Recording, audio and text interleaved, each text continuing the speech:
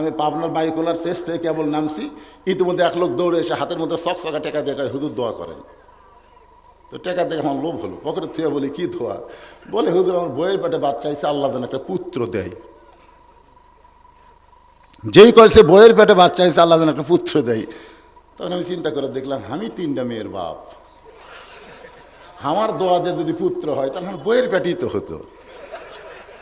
ই জানে না বলে আমার কাছে দোয়া আছে। আমি পকেট থেকে 200 টাকা বের করে দিয়ে দিলাম।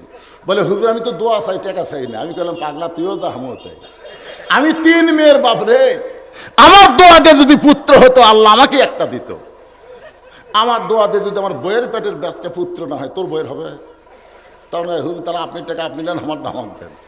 ওরে যে 100 টাকা দিছি মারতেছে দৌড়। আমি কোথায় যাবে? বলে ওই হুজুরের কাছে যাবো যার বেটা সওয়াল আছে। আমি বললাম কোনো হুজুর না, কোনো পীর না, কোনো বাবা না, বাবার যদি চাও তাহলে মালিকের কাছে চাও। একজন মানুষের নাম হলো হযরত উমর। তিনি একসময় নাঙ্গা তরবারি নিয়ে নবীকে হত্যা করার জন্য রওনা দিয়েছিলেন। এই কোরআনের পরশে তিনি ঈমান গ্রহণ করলেন। একসময় এই কোরআনের কারণে আল্লাহ তাআলা অর্ধ জাহানের খলিফা বানাই দিলেন। সব কিছুর পিছনে আল্লাহর কোরআন। মদিনার মসজিদের মেম্বরে বসে হযরত উমর ডান হালে ডান গালে চড় মারে, বাম হাতে বাম গালে চড় মারে, নিজের গালে নিজেই চড় মারতেছে।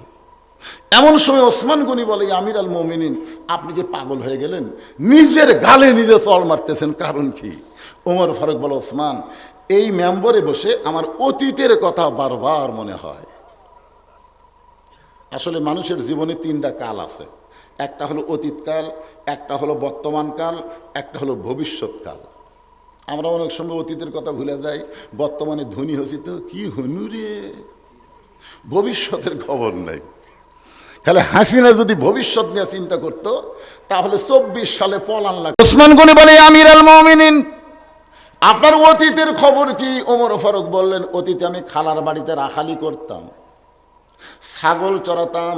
সন্ধ্যার সময় ছাগলগুলো যখন খালারে দিতাম, খালা ছাগলগুলো গুনে বলে, ওমর কয়টা ছাগল নিয়ে গেলে, কয়টা ফেরত আনলে? আমি দেখি 2-3টা কম পড়ে গেছে, আমি আবার দৌড় দিতাম। ওই ছাগলগুলো কুড়ায় কুড়ায় যখন খালার এনে জমা দিতাম, খালা আমার কান ধরে বলতো, ওমর আজকে যেই ভুল করেছো আগামীকাল যদি একই ভুল করো তোমার রাখালির চাকরি কিন্তু ক্যান্সেল করে দেব। আমি খালার পা ধরে বলতাম, খালা আমার রাখালির চাকরি যদি ক্যান্সেল করে দেন তাহলে থাকবো কোথায়, খাবো কি? একদিন যে ওমর খালার পা ধরে কেঁদেছে, আজকে সেই ওমরকে আল্লাহ তাআলা অর্ধ পৃথিবীর খলিফা বানায় দিছে। এটা ওমরের যোগ্যতাই নয়, এটা হলো আল্লাহর কোরআনের ওসিলায়। কি মনে করেন? কোরআন শরীফ জানেন? চাষটলে গল্প করতেছে, আওয়ামী লীগ ক্ষমতা ছিল, আগামীতে বিএনপি ক্ষমতা আসতেছে।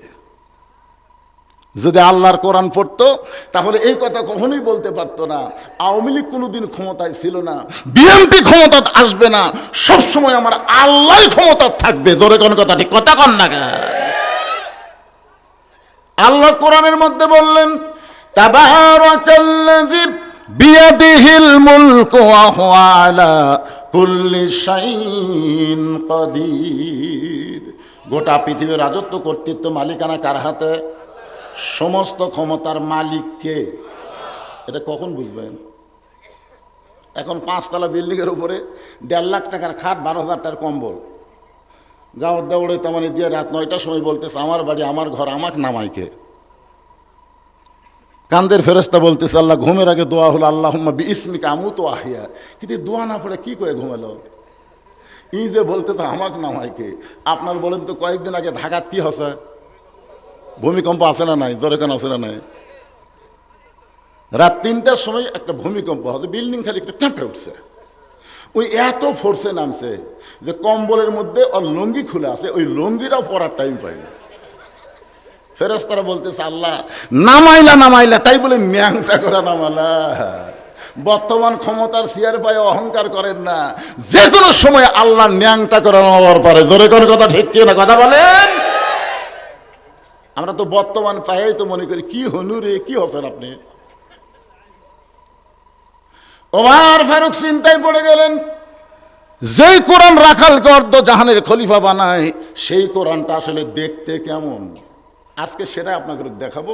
এ কোরআনটা আসলে দেখতে কেমন দেখবেন। না দেখে একজন পিছন থেকে বলছে সুন্দর সুন্দর, সুবহানাল্লাহ।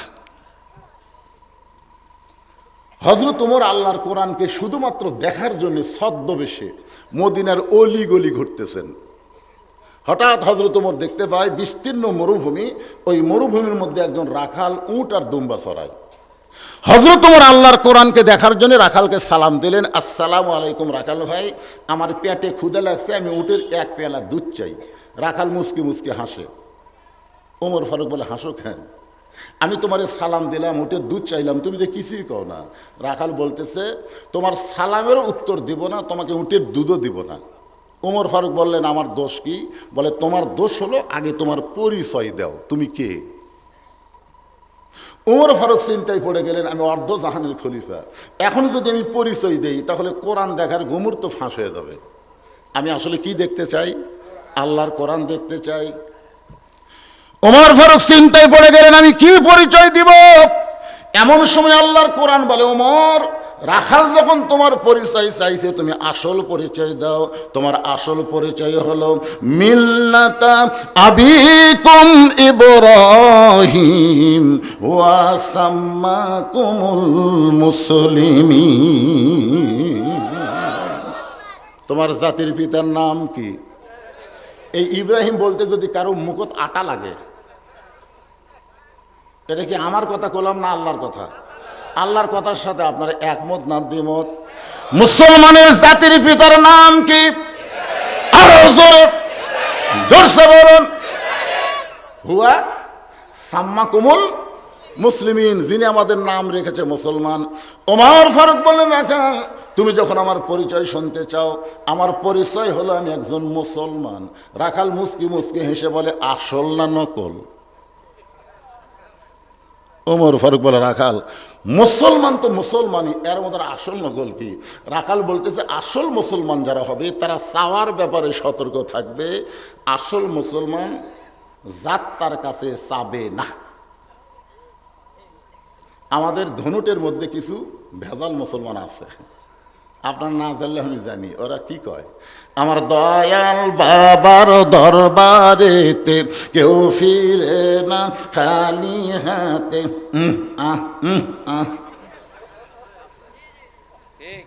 নাই? আপনার বলেন তো, কেউ যদি বলে আমার দয়াল বাবার দরবারেতে কেউ ফিরে না খালি হাতে, এটা তাওহীদ না শিরক? জোরে বলেন। আসল মুসলমান যারা হবে, দরকার হলে ফাঁসির মঞ্চে যাবে, কিন্তু রাষ্ট্রপতির কাছে বাঁচার দরখাস্ত লিখবে না। এরকম কিছু মুসলমানকে আমরা বাংলার জমিনে দেখতে পাইছি। জোরে কোন কথা ঠিক কিনা? আসল মুসলমানের কাছে জীবনের দাম বেশি না ইমানের দাম বেশি? আপনাদের কাছে কোনটার দাম বেশি? অনেকে বলে, হুজুর জীবন বাঁচান ফরজ, হুজুর জীবন বাঁচান বলে ফরজ। যখন হাসিনা ছিল তখন আমার বউ আমাকে বলতেছিল, কোথায় ওয়াজ করবে যাবেন? আপনাকে ধনুর শেরপুরের কথা তো আমি মুখও টানবারই পারিনি, মানে আমাকে একেবারে নিষিদ্ধ করে দিল, এর মধ্যে ঢোকাই যাবি না। তো আমার বউ যখন বলতো, আমি তখন বলতাম অমুক জায়গায় যাচ্ছি। তো বলে, দেখাশোনা ওয়াজ করবেন, দেখাশোনা ওয়াজ করবেন, খালি কানার মতন গান ওয়াজ করেন না। আমি কি দেখবো? বলে, দেখবেন পুলিশের গাড়ি, র্যাবের গাড়ি, সরকারের কোনো ক্যাডার আশেপাশে আছে কিনা, এগুলো যদি থাকে তাহলে তেল তেলা ওয়াজ করে বাড়িতে আসবেন। খবরদার এই বুড়া বয়সে তারা ধরা পড়েন না। আমি করলাম, বৌরে তুমি খালি পুলিশের কথা বলো, র্যাবের কথা বলো, কিন্তু যারা প্রকৃত ইমানদার হবে তারা র্যাব পুলিশের চিন্তা করবে না, তারা আজরাইল ধরার চিন্তা করবে। জোরে কোন কথা ঠিক না? আপনারা বলেন তো, 15.5 বছর আমরা আজরাইল ধরার চিন্তা করছি, খালি পুলিশ।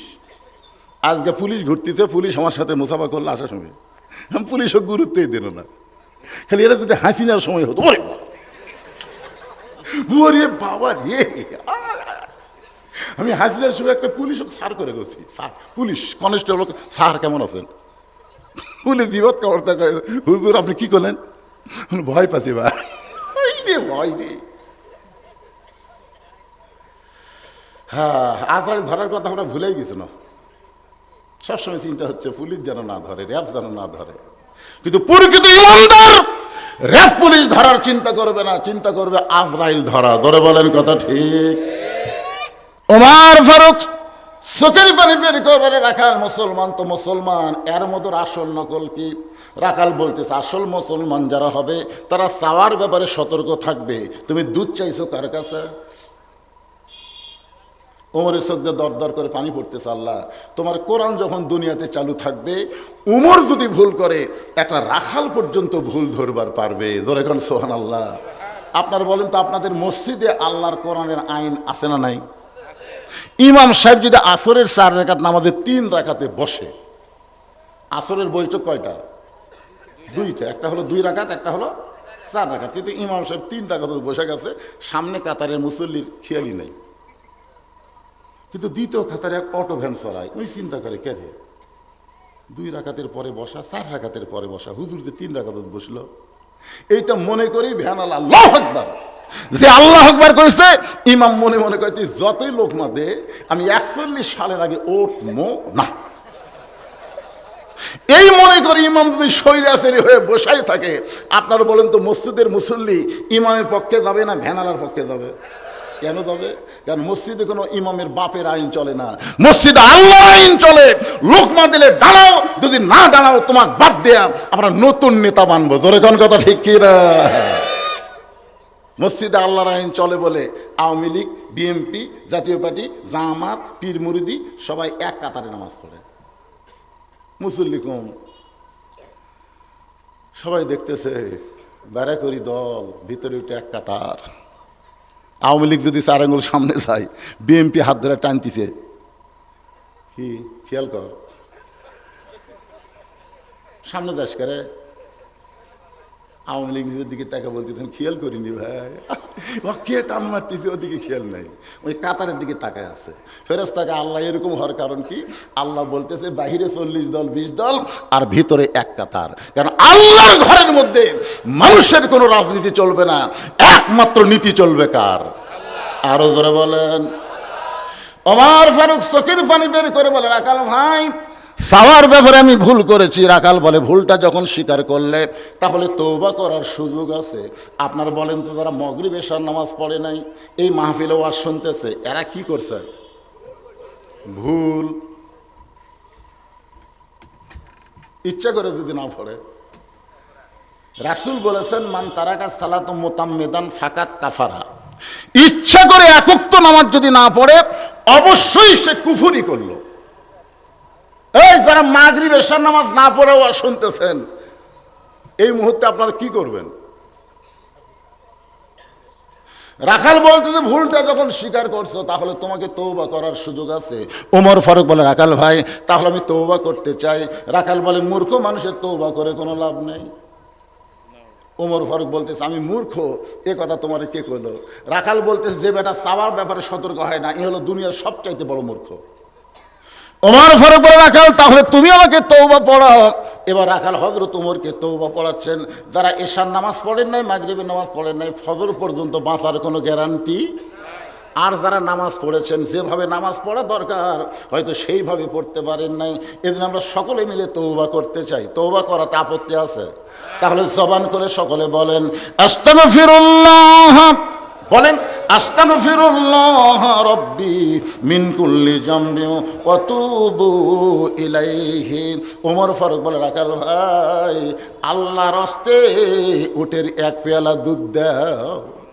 তওবা করার আগে কি বলতো রাখাল ভাই? আল্লাহর রাস্তে কইছে উটের 1 পেয়ালা দুধ দাও। তওবা করার পরে বলতেছে আল্লাহর রাস্তে। রাখাল মুস্কি মুস্কি হাসে। ওমর ফারুক বলে, রাখাল আবার হাসলে কেন? রাখাল বলে, তওবা করার পরে তুমি আবার মুনাফিকি করলে। যেই কইছে মুনাফিক, ওমর ফারুকের চেহারা রক্তের মতন লাল হয়ে, এই রাখাল, মুখে যা আসে তাই বলিস কেন? রাখাল বলতেছে, মিয়া এত রাগ করছো কেন?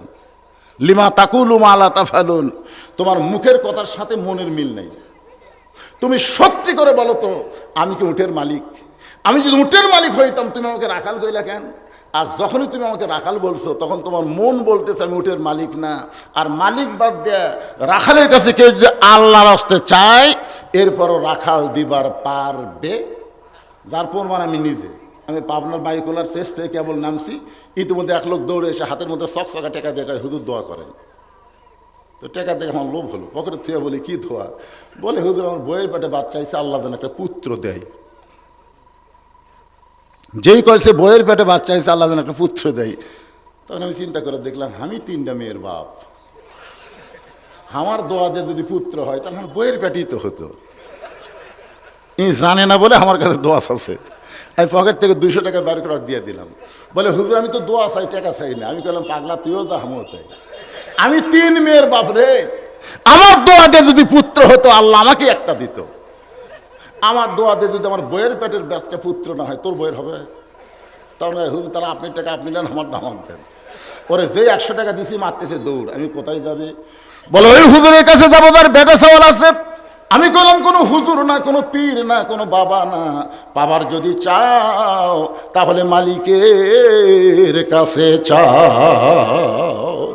রাখাল বলে পথিক সত্যি যদি ওটের 1 পেয়ালা দুধ আল্লাহর হস্তে চাও তাহলে এখান থেকে মালিকের বাড়ি হলো 10 মাইল দূরে। ওই মালিকের বাড়ির দরজাত গিয়ে বলে মালিক তোমার রাখাল উট আর দুম্বা চড়ায়, তুমি মালিক যদি হুকুম দাও তাহলে রাখাল আল্লাহর হস্তে ওটের 1 পেয়ালা দুধ দিবে। ওমর ফারুক বলে রাখাল ভাই অত দূর কষ্ট করে মালিকের বাড়ি যাওয়ার দরকার নাই, বরং তোমাকে 2টা টাকা দিলাম, এই 2টা টাকার বিনিময়ে তুমি ওটের 1 পেয়ালা দুধ দাও। রাখাল চিল্লায় বলে পথিক তুমি হযরত উমরকে চিনো? সুবহানাল্লাহ বলেন। রাখাল উমর ফারুককে বলতেছেন পথিক তুমি হযরত উমরকে চিনো? যদি উমরকে চিনতা এরকম বেসাইজা প্রস্তাব দিত না। উমরের গুপ্ত বাহিনী যদি দূর থেকে দেখ পারবাই, তুমি আমাকে 2 টাকা ঘুষ দিছ, কয় টাকা? আর আমার মালিক যদি জান পারবাই যে আমি তোমাকে অনুমতি ছাড়া 1 পেয়ালা দুধ দিছি, তাহলে তোমাকেও ধরবে আমাকেও ধরবে। এই বুড়া বয়সে তুমি ধরা পড়বার চাও? ওমর ফারুক বলে রাখাল ভাই তাহলে চলো আমরা পাহাড়ের গুহার মধ্যে যাই, ওই গুহার মধ্যে গিয়া তোমাকে গোপনে 2 টাকা দেব, তুমি গোপনে ওটের 1 পেয়ালা দুধ দিবে, তোমার মালিকও জানতে পারবে না, ওমরের গুপ্ত বাহিনীও জানতে পারবে না। রাখাল চিল্লায় বলে তুমি ভণ্ড, তুমি ভণ্ড। ওমর ফারুক বলে রাখাল আমার মধ্যে ভণ্ডামের কি দেখলাম? রাখাল চিল্লায় বলে পথিক উমরের গুপ্ত বাহিনী দেখতে পায় না, মালিক জানতে পারে না, সেখানে রাখালের আল্লাহ দেখতে পায়। লিল্লাহে তাকবীর। ওমর এক দৌড়ে পাহাড়ের পাদদেশে গিয়া 2 রাকাত সালাতুল শুকর নামাজ পড়ে আল্লাহর কাছে বলতেছে আল্লাহ তোমার কোরআন এত সুন্দর, তোমার কোরআন যখন জমিনে চালু হয়ে যায় তখন না দেখা আল্লাহকে বিশ্বাস করে দুনিয়ার কেউ অন্যায় কাজ করবার চায় না। জোরে কোন কথা ঠিক কিনা ভাইজান? আজকে খালি একটা বিশ্বাস আমাদের মধ্যে নেই, আমরা কোনো অকাম বদকাম করবার গেলে চারিদিকে আগে তাকাই। আসরের নামাজ পড়ছে, আসরের পড়ে আমার এলাকার এক মুসল্লি জমির ধান দেখবার গেছে, যাই দেখে ওপর জমির পানি চলমল করতেছে, নিচে আর জমির পানি নেই। ওপর জমির পানি খালি চলমল করে, নিচে জমির পানি নেই। ওই চারিদিকে তাকাছে, তাকে দেখে কেউ নেই, আস্তে করে বসে বিসমিল্লাহ কয়ে আল কাটছে। বিএমপিরা যেরকম কয় না বিসমিল্লাহ করলেই সব হালাল, বিসমিল্লাহ কয়ে আল কাটছে। বিসমিল্লাহ কয়ে আল কাটা ওই পানি দিয়ে হাত ধোছে, হাত ধুয়ে উপরে উঠে চারিদিকে তাকায় বলে আলহামদুলিল্লাহ কেউ দেখেনি। এই কিন্তু নামাজ পড়িছে, তারপরেও আর ইমান নাই। জোরে এখন কি নাই? আরো জোরে। ওমর ফারুক আল্লাহর কাছে কান্দের, বলে আল্লাহ তোমার কোরআন এত সুন্দর, তোমার কোরআন যখন দুনিয়াতে চালু হয়ে যায় তখন কেউ না দেখলেও আল্লাহ দেখতে পায়, এ বিশ্বাস মুমিনের কলিজায়। রাখাল পিছনে এসে বলতেছে পথিক যতই কান্দো উটের দুধ দেওয়া গেল না, তুমি যতই কান্দো তোমাকে উটের দুধ দেওয়া যাবে না। ওমর ফারুক বলে রাখাল ভাই উটের দুধের কোনো দরকার আমার নাই, আমি তোমার কাছে জানতে চাই, একটু মনোযোগ দিয়ে শোনেন। না দেখা আল্লাহকে কলিজার মধ্যে জায়গা দিয়ে তুমি যে আল্লাহর কোরআন অনুযায়ী চলতেছো, এর বিনিময়ে তোমার চাহিদা কি? আজকে আমাদের বাংলাদেশে বাংলার জমিনে যারা আল্লাহর কোরআনকে গালিব করতে চায়, কোরআন অনুযায়ী চলবার চায়, মানুষের আইন আর মানবার চায় না, অবশ্যই তাদের একটা চাহিদা আছে। জোরে কোন কথা ঠিক কিনা? তুমি রোদের মধ্যে উট দুম্বা সরাও, তোমার ভালো কোনো খাওয়া নাই, ভালো কোনো বাড়ি নাই, এরপরেও তুমি আল্লাহর কোরআন অনুযায়ী চলতেছ, এর বিনিময়ে তোমার চাহিদা কি? সঙ্গে সঙ্গে রাখাল বলে, পথিক আমার চাহিদার কথা যদি শুনতে চাও তাহলে শোনো। আমার চাহিদা হলো রব্বানা, সকলে বলেন রব্বানা আতিনা ফিদ দুনিয়া হাসানাতাও ওয়া ফিল আখিরাতি হাসানা ওয়া কিনা আযাবান্নার। ওমর ফারুক বলে, রাখাল ভাই আমি তোমার চাহিদার কথা শুনতে চাইলাম আর তুমি কোরআনের আয়াত শুনালে। রাখাল বলতেছে, তুমি আসলেই মূর্খ। আরে পাগল, এই আয়াতের মধ্যে আমার দুইটা চাহিদার কথা আছে, একটা হলো দুনিয়ার চাহিদা, একটা হলো আখিরাতের চাহিদা। আতিনা ফিদ দুনিয়া হাসানা ওয়া ফিল আখিরাতি হাসানা। দুনিয়ার চাহিদা হলো মহামানব হযরত উমরকে আমি এক নজর দেখতে চাই। আমার দুনিয়ার চাহিদা হলো যে উমর আল্লাহর কোরআনতে রাষ্ট্র চালায়, সেই উমরকে যদি একটাবার দেখতে পাইতাম তাহলে দুনিয়ার চাহিদা আল্লাহ আমার পুরা করত। আমার 2 নম্বর চাহিদা হলো আমি রাখাল যখন মরে যাব, অধম রাখালকে আল্লাহ যেন জান্নাত দেয়। ওমর ফারুক দৌড়ে এসে রাখালের হাতটা আমার দিকে তাকান, এভাবে খপ করে ধরছে, ধরে 3টা চুমা খাচ্ছে। রাখাল বলে, পাগল নাকি, আমার ঘামা হাতে 3বার চুমা খেলে। উমর ফারুক বলে, রাখাল ভাই তোমার 2 নম্বর চাহিদা আল্লাহ পুরা করছে, মরার সঙ্গে সঙ্গেই আল্লাহ তোমাকে জান্নাত দিয়ে দিবে। আপনারা সুবহানাল্লাহ করছেন, কিন্তু রাখাল সুবহানাল্লাহ কয় না। উমর ফারুক বলে, রাখাল মরার সঙ্গে সঙ্গে আল্লাহ তোমাকে জান্নাত দিবে, রাখাল সুবহানাল্লাহ কয় না। এমন সময় উমর ফারুক কোরআন থেকে তেলাওয়াত করলেন, ইন্নাল্লাযীনা ক্বালু রাব্বুনাল্লাহু সুম্মা ইসতাকামু তাতানাজ্জালু আলাইহিমুল মালায়েকা আল্লা তাখাফু ওয়া লা তাহজানু ওয়া আবশিরু বিল জান্নাতিল্লাতী কুনতুম তুআদুন। এরপরেও রাখাল সুবহানাল্লাহ কয় না। উমর ফারুক বলে, কে রে রাখাল, এই মরার পরে আল্লাহ তো জান্নাত দিবে, সুবহানাল্লাহ কইস না কেন? রাখাল বলতেছে, মরার পরে আল্লাহ জান্নাত দিবে, এটা তো বাকি কথা ভাই। মরার পরে জান্নাত, এটা হলো বাকি কথা। জোরে কোন কি কথা? কিন্তু নগদ কথা হলো হযরত উমরকে এক নজর দেখতে পাবো। এই কথা বলতে তোমার কোন জাকাত বাজে? আপনারা বলেন তো নগদ কি? নগদ হচ্ছে ভালো একজন নেতা। উমর ফারুক কি নেতা? বাংলাদেশের নগদ কি? মরার পরে জান্নাত, এটা পরের কথা। কিন্তু একজন ভালো নেতা আমাদের বাংলাদেশে দেখার দরকার আছে না নাই? জোরে কোন আছে? কথা বলেন, আছে না নাই? এমন এক নেতার মাঝে সারাদিন ঘুরতেছে, আমার নেতার চরিত্র ফুলের মতন পবিত্র, নামাজ পড়ে না, একক। এইগুলো নেতার চামচাগিরি করার জন্য আল্লাহ আপনাকে দুনিয়াতে পাঠায়নি। জোরে কোন কথা, হে কথা বলেন না ভাই। রাখাল বলে, পথিক আমার সারা জীবনের সাধনা হযরত উমরকে আমি এক নজর দেখতে চাই। এই নগদ কথা না বলে মরার পরে জান্নাত পাবো, এই বাকি কথা আমার কাছে বলে কোনো লাভ নেই। উমর ফারুক চিন্তাত পড়ে গেল, আমি যে উমর, এই কথাই রাখালকে কেমনে বলি? যে রাখাল আমাকে তওবা পড়াছে, জোরে কোন কি পড়াছে? যে রাখাল আমাকে মুনাফিক করছে, আমাকে ভণ্ড করেছে, এখন যদি বলি ভাই আমি উমর, বলাও সারা, রাখাল হাত ফেল করে মরাও সারা। আমার কথা কি বুঝতে পারছেন? উমর রাস্তাতে গেলে শয়তান কয়দিন যায় না?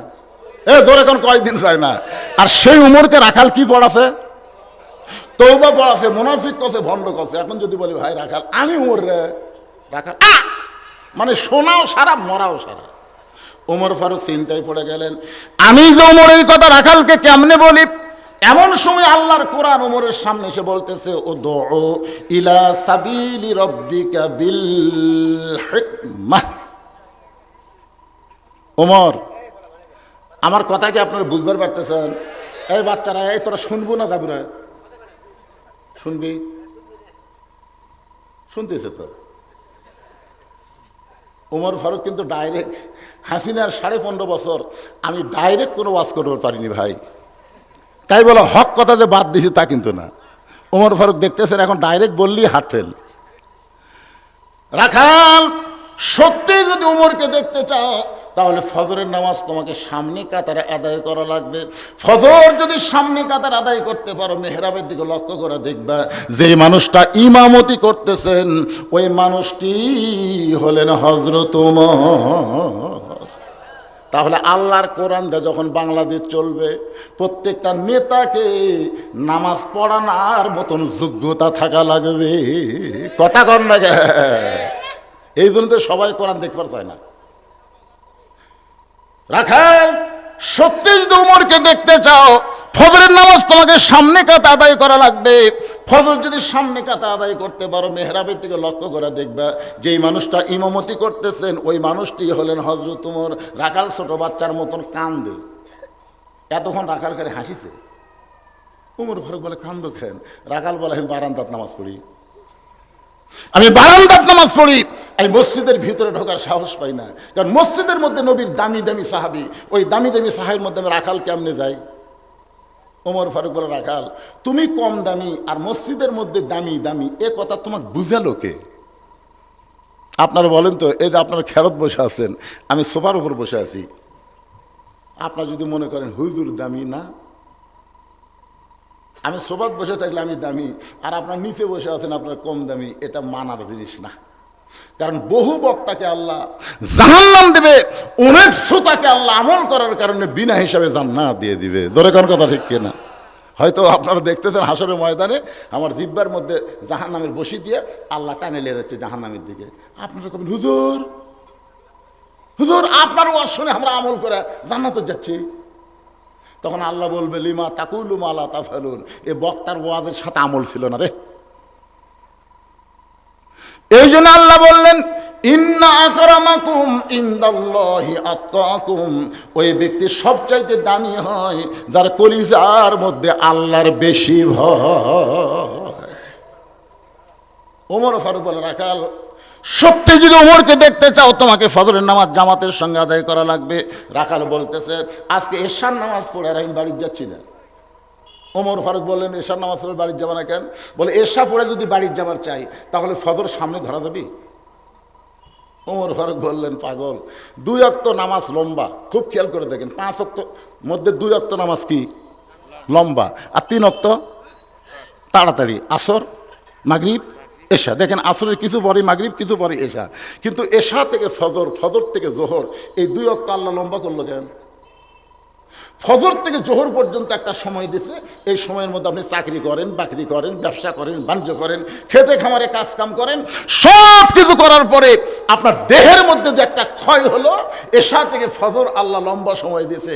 ওই সময় ঘুম পারলে আল্লাহ ঘুমের কারণে ওই ক্ষয়টা পুরা করে দেয়। ওমর ফারুক বললেন এশা থেকে ফজর যদি সামনে কাতার ধরবার চাও, যদি তোমার চোখে ঘুম ধরে তুমি কি করবা? রাখাল বলতে ঘুম যদি ধরে তাহলে মসজিদের মধ্যে ঘুমা যাব। ওমর ফারুক বলে রাখাল মসজিদের মধ্যে ঘুম পাড়ার দলিল দাও। মসজিদের মধ্যে যে ঘুম পাড়বা তার একটা দলিল থাকা লাগবে না? কথা কন না কেন? ঘুম তো দূরের কথা ভাই রে, জোহরে নামাজ পড়ে সবাই চলে গেছে, ওরা 3 জন 4 ফ্যান দিছে। 3 জন কয় ফ্যান দিছে? 4 ফ্যান দিয়ে গল্প করতেছে। এই তোমরা গল্প করো না বাবা, মনোযোগ দিয়ে শোনো। 3 জন 4 ফ্যান দিয়ে গল্প করতেছে, 1-1 ঘন্টা হয়ে যায়, গল্প ছাড়ে না। ফেরেশতারা বলে আল্লাহ সবাই নামাজ পড়ে বাড়ি গেল, এরা 3 জন যে 4 ফ্যান দিয়ে গল্প করতেছে, কি রেজাল্ট কি? আল্লাহ বলতেছে গল্প করার সময় মাথার উপর যে ফ্যান ঘুরিছে, এই কারেন্টের বিল এই 3 জন না দেওয়া পর্যন্ত জান্নাতে যাওয়ার পারবে না। কারণ মসজিদের বাপের ঘর না, ইচ্ছা মতো ফ্যান ঘুরাবি। জোরে কোন কথা ঠিক? কথা কন। ফাইযা কুদিয়াতিস সালাতু ফান্তাশিরু ফিল আরদ, নামাজ হয়ে গেলে মসজিদ থেকে বের হওয়ার হুকুম কার? আরো জোরে বলেন হুকুম কার? একটু মনোযোগ দিয়ে শুনবেন। ওমর ফারুক বললেন রাখাল আজানের গুরুত্ব দিও। 5 ওয়াক্ত নামাজের মধ্যে সবচেয়ে গুরুত্বপূর্ণ আজান কোনটা? 5 ওয়াক্ত নামাজের আজান আছে না নাই? সবচেয়ে গুরুত্বপূর্ণ আজান কোনটা? আরো জোরে। আমি এক ওয়াজে বলছি যে এখন মুসলমানের চাইতে মুনাফিক বেশি। সভাপতি সাহেব আমার সেই গরম, হুজুর মুসলমানের চাইতে মুনাফিক বেশি, দলিল দেন। আমি বললাম ভাইরে আপনার গ্রামে ফজরে মুসল্লি কত? ঠিক আছে, ফজরে তো খুব একটা মুসল্লি হয় না হুজুর। আমি বললাম আল্লাহ রাসূল বলেছেন মুসলমান দাবি করবে অথচ ফজরের নামাজ জামাতের সঙ্গে আদায় করবে না, ওই ব্যক্তি হলো মুনাফিক। কথা কন না কেন? একটা হলো এশা, আর একটা কি? এই দুই ওয়াক্ত বাড়ি পড়লেও হবে না, মসজিদ জামাতের সঙ্গে আদায় করা লাগবে। আজকে আপনারা চিন্তা করে দেখেন, আপনাদের এলাকায় ফজরের মুসল্লির খবর কি? ফজরের নামাজে যুবকেরা যারা যুবক বসে আছো, ফজরের আজানের মধ্যে একই শব্দ দুইবার বেশি কয়, অন্য আজান এই শব্দ নাই। সেই শব্দ তোমরা জানো? এই তুমি তো হুজুর মানুষ, তোমার কছি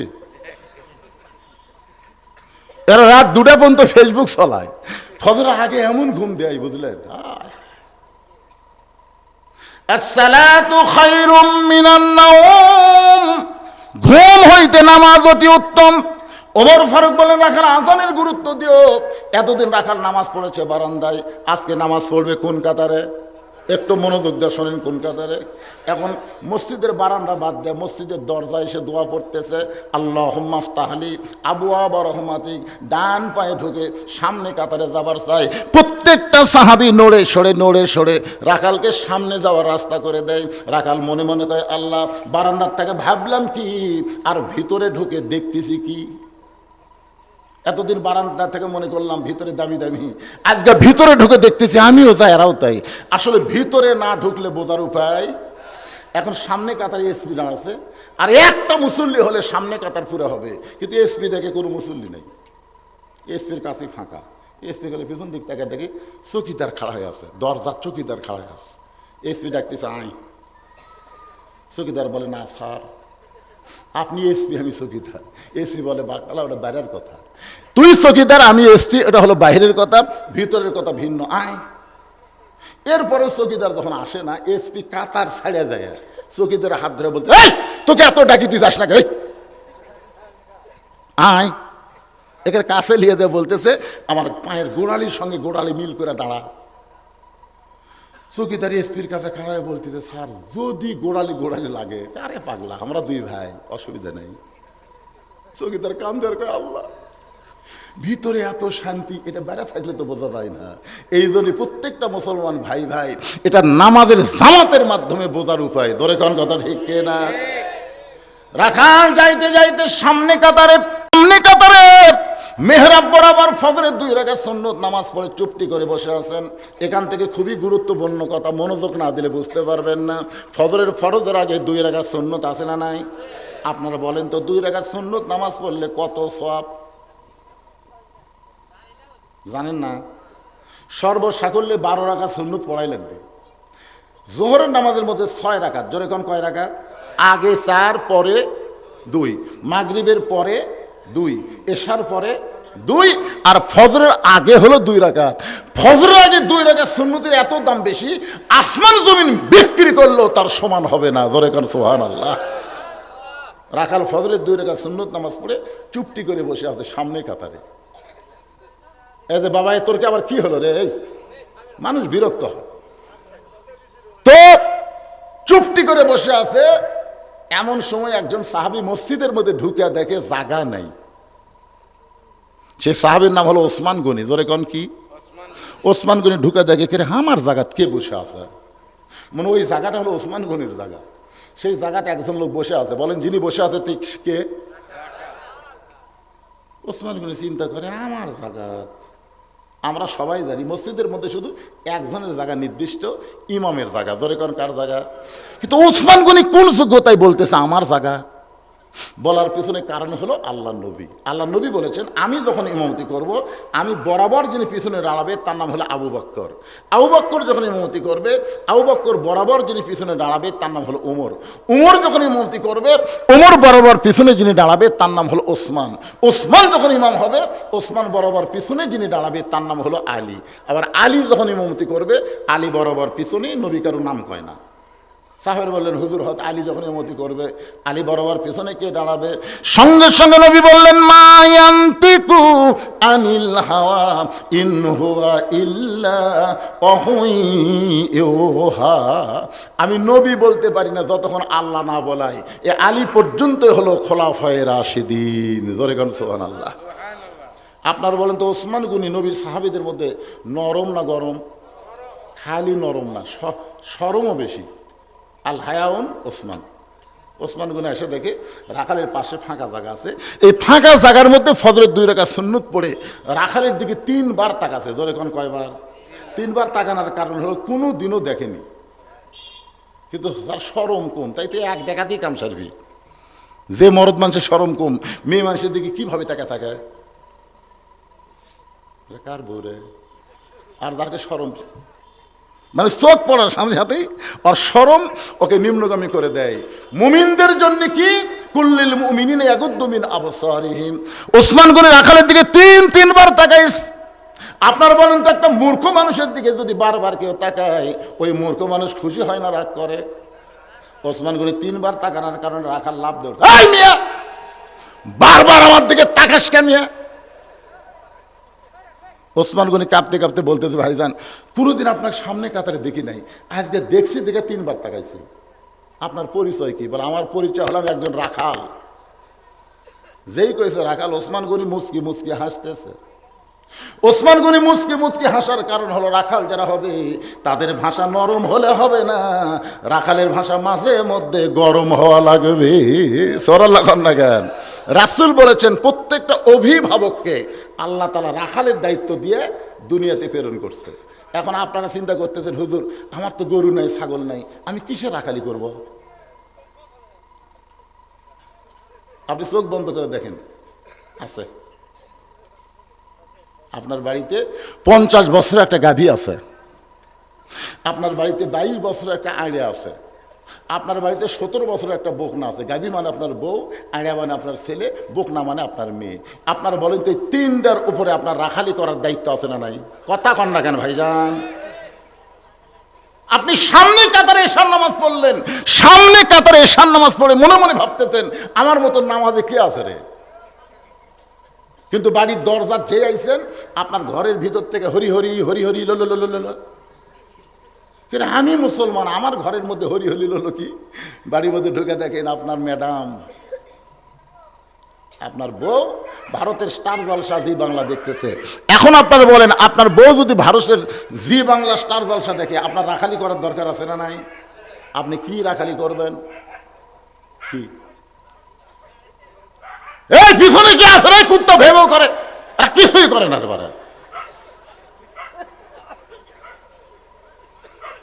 না মাহফিলের কোনো ভলেন্টিয়ার নাই, পিছনে কুত্তা, এই রাত এই উঠলো রে।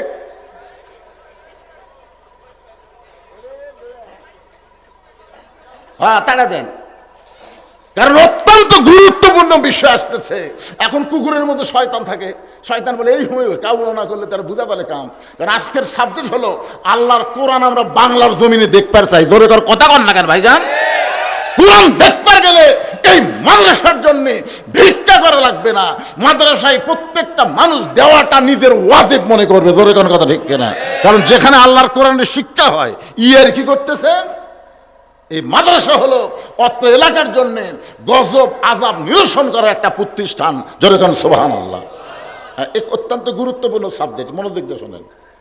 কুত্তে সাইড আসবার দিবেন না। কি বলতেছিলাম?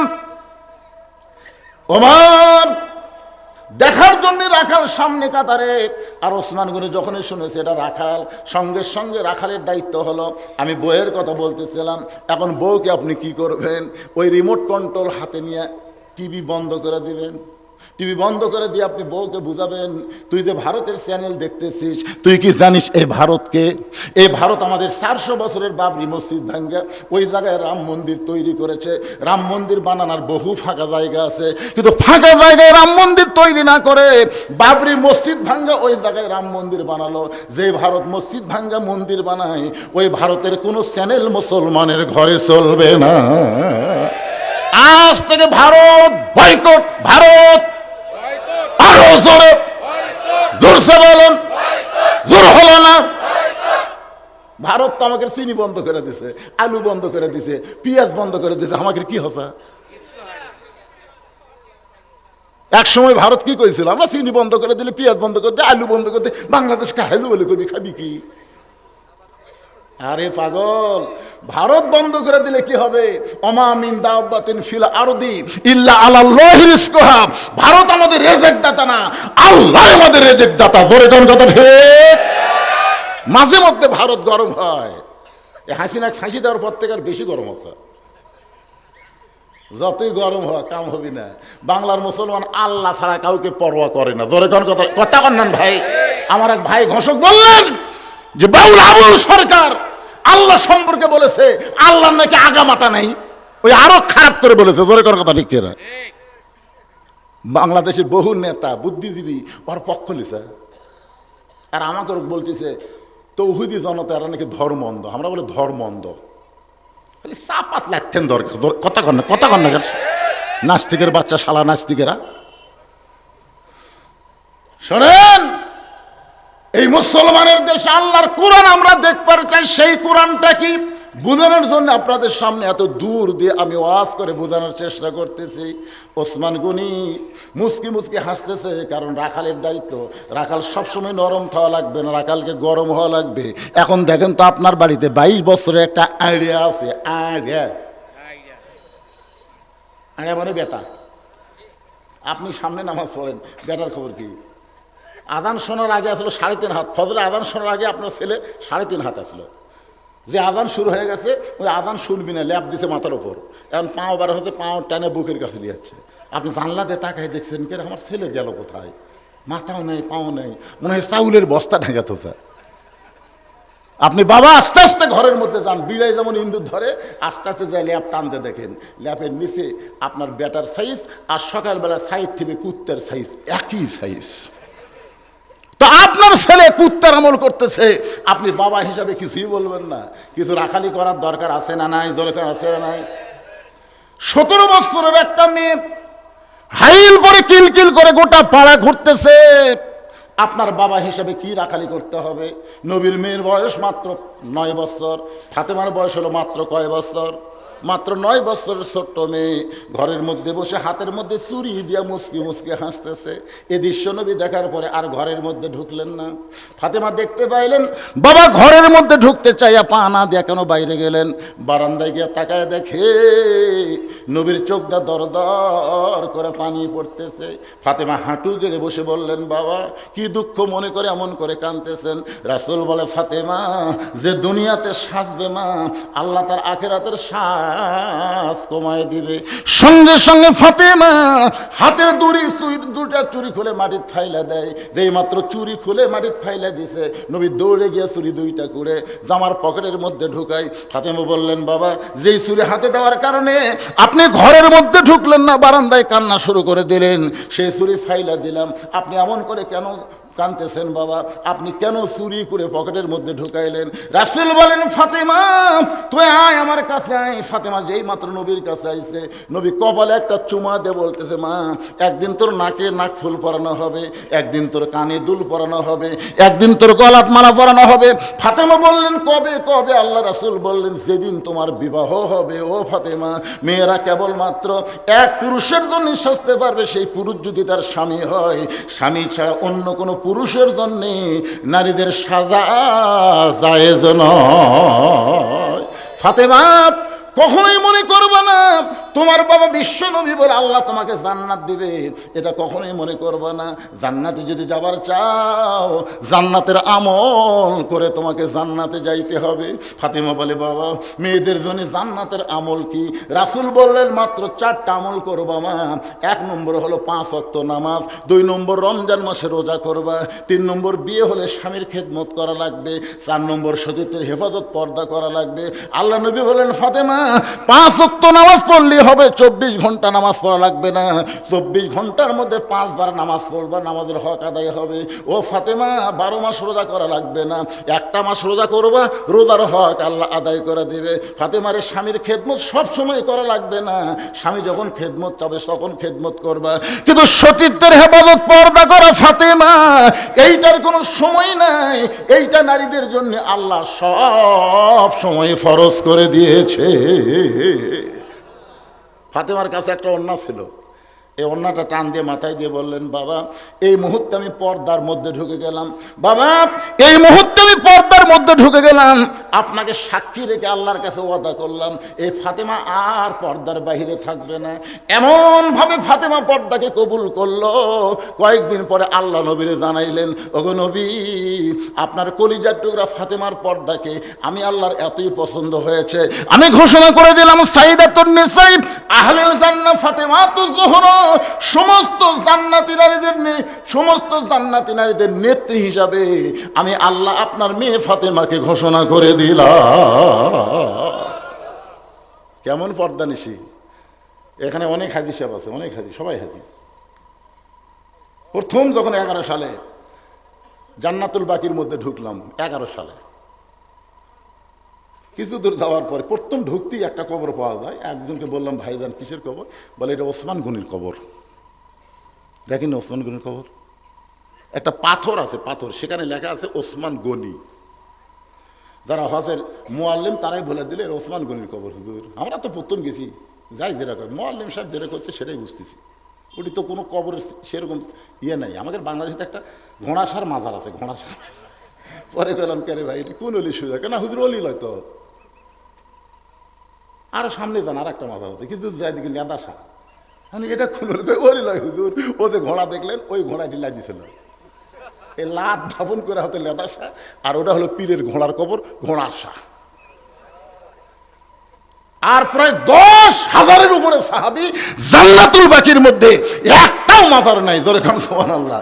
মাজার পূজা করবেন, একটা কবরের পাশে হাত তুললেই মান্নু মান্নু কুল্লু হারাম। মানে আমি একটা হাত তুলছি, বুঝলেন? আরে বাবার হাত তুলবার দিবি, হাত তুলবো আল্লাহর কাছে, এটা কি? সালাম দে, চলে যাও, সালাম দে, আসসালামু আলাইকুম, ইয়া হালাল কবর হয়ে গেছে। জান্নাতুল বাকির পূর্ব কোনায় যখন যাওয়ার চাইলাম, ওই সময় কতগুলো পুলিশ এসে আমাদেরকে খেদাই দিল, আর যাবারই দিল না। পরে আমি জানতে পারলাম ওই পূর্ব কোনায় কোনো এক জায়গায় মা ফাতেমার কবর।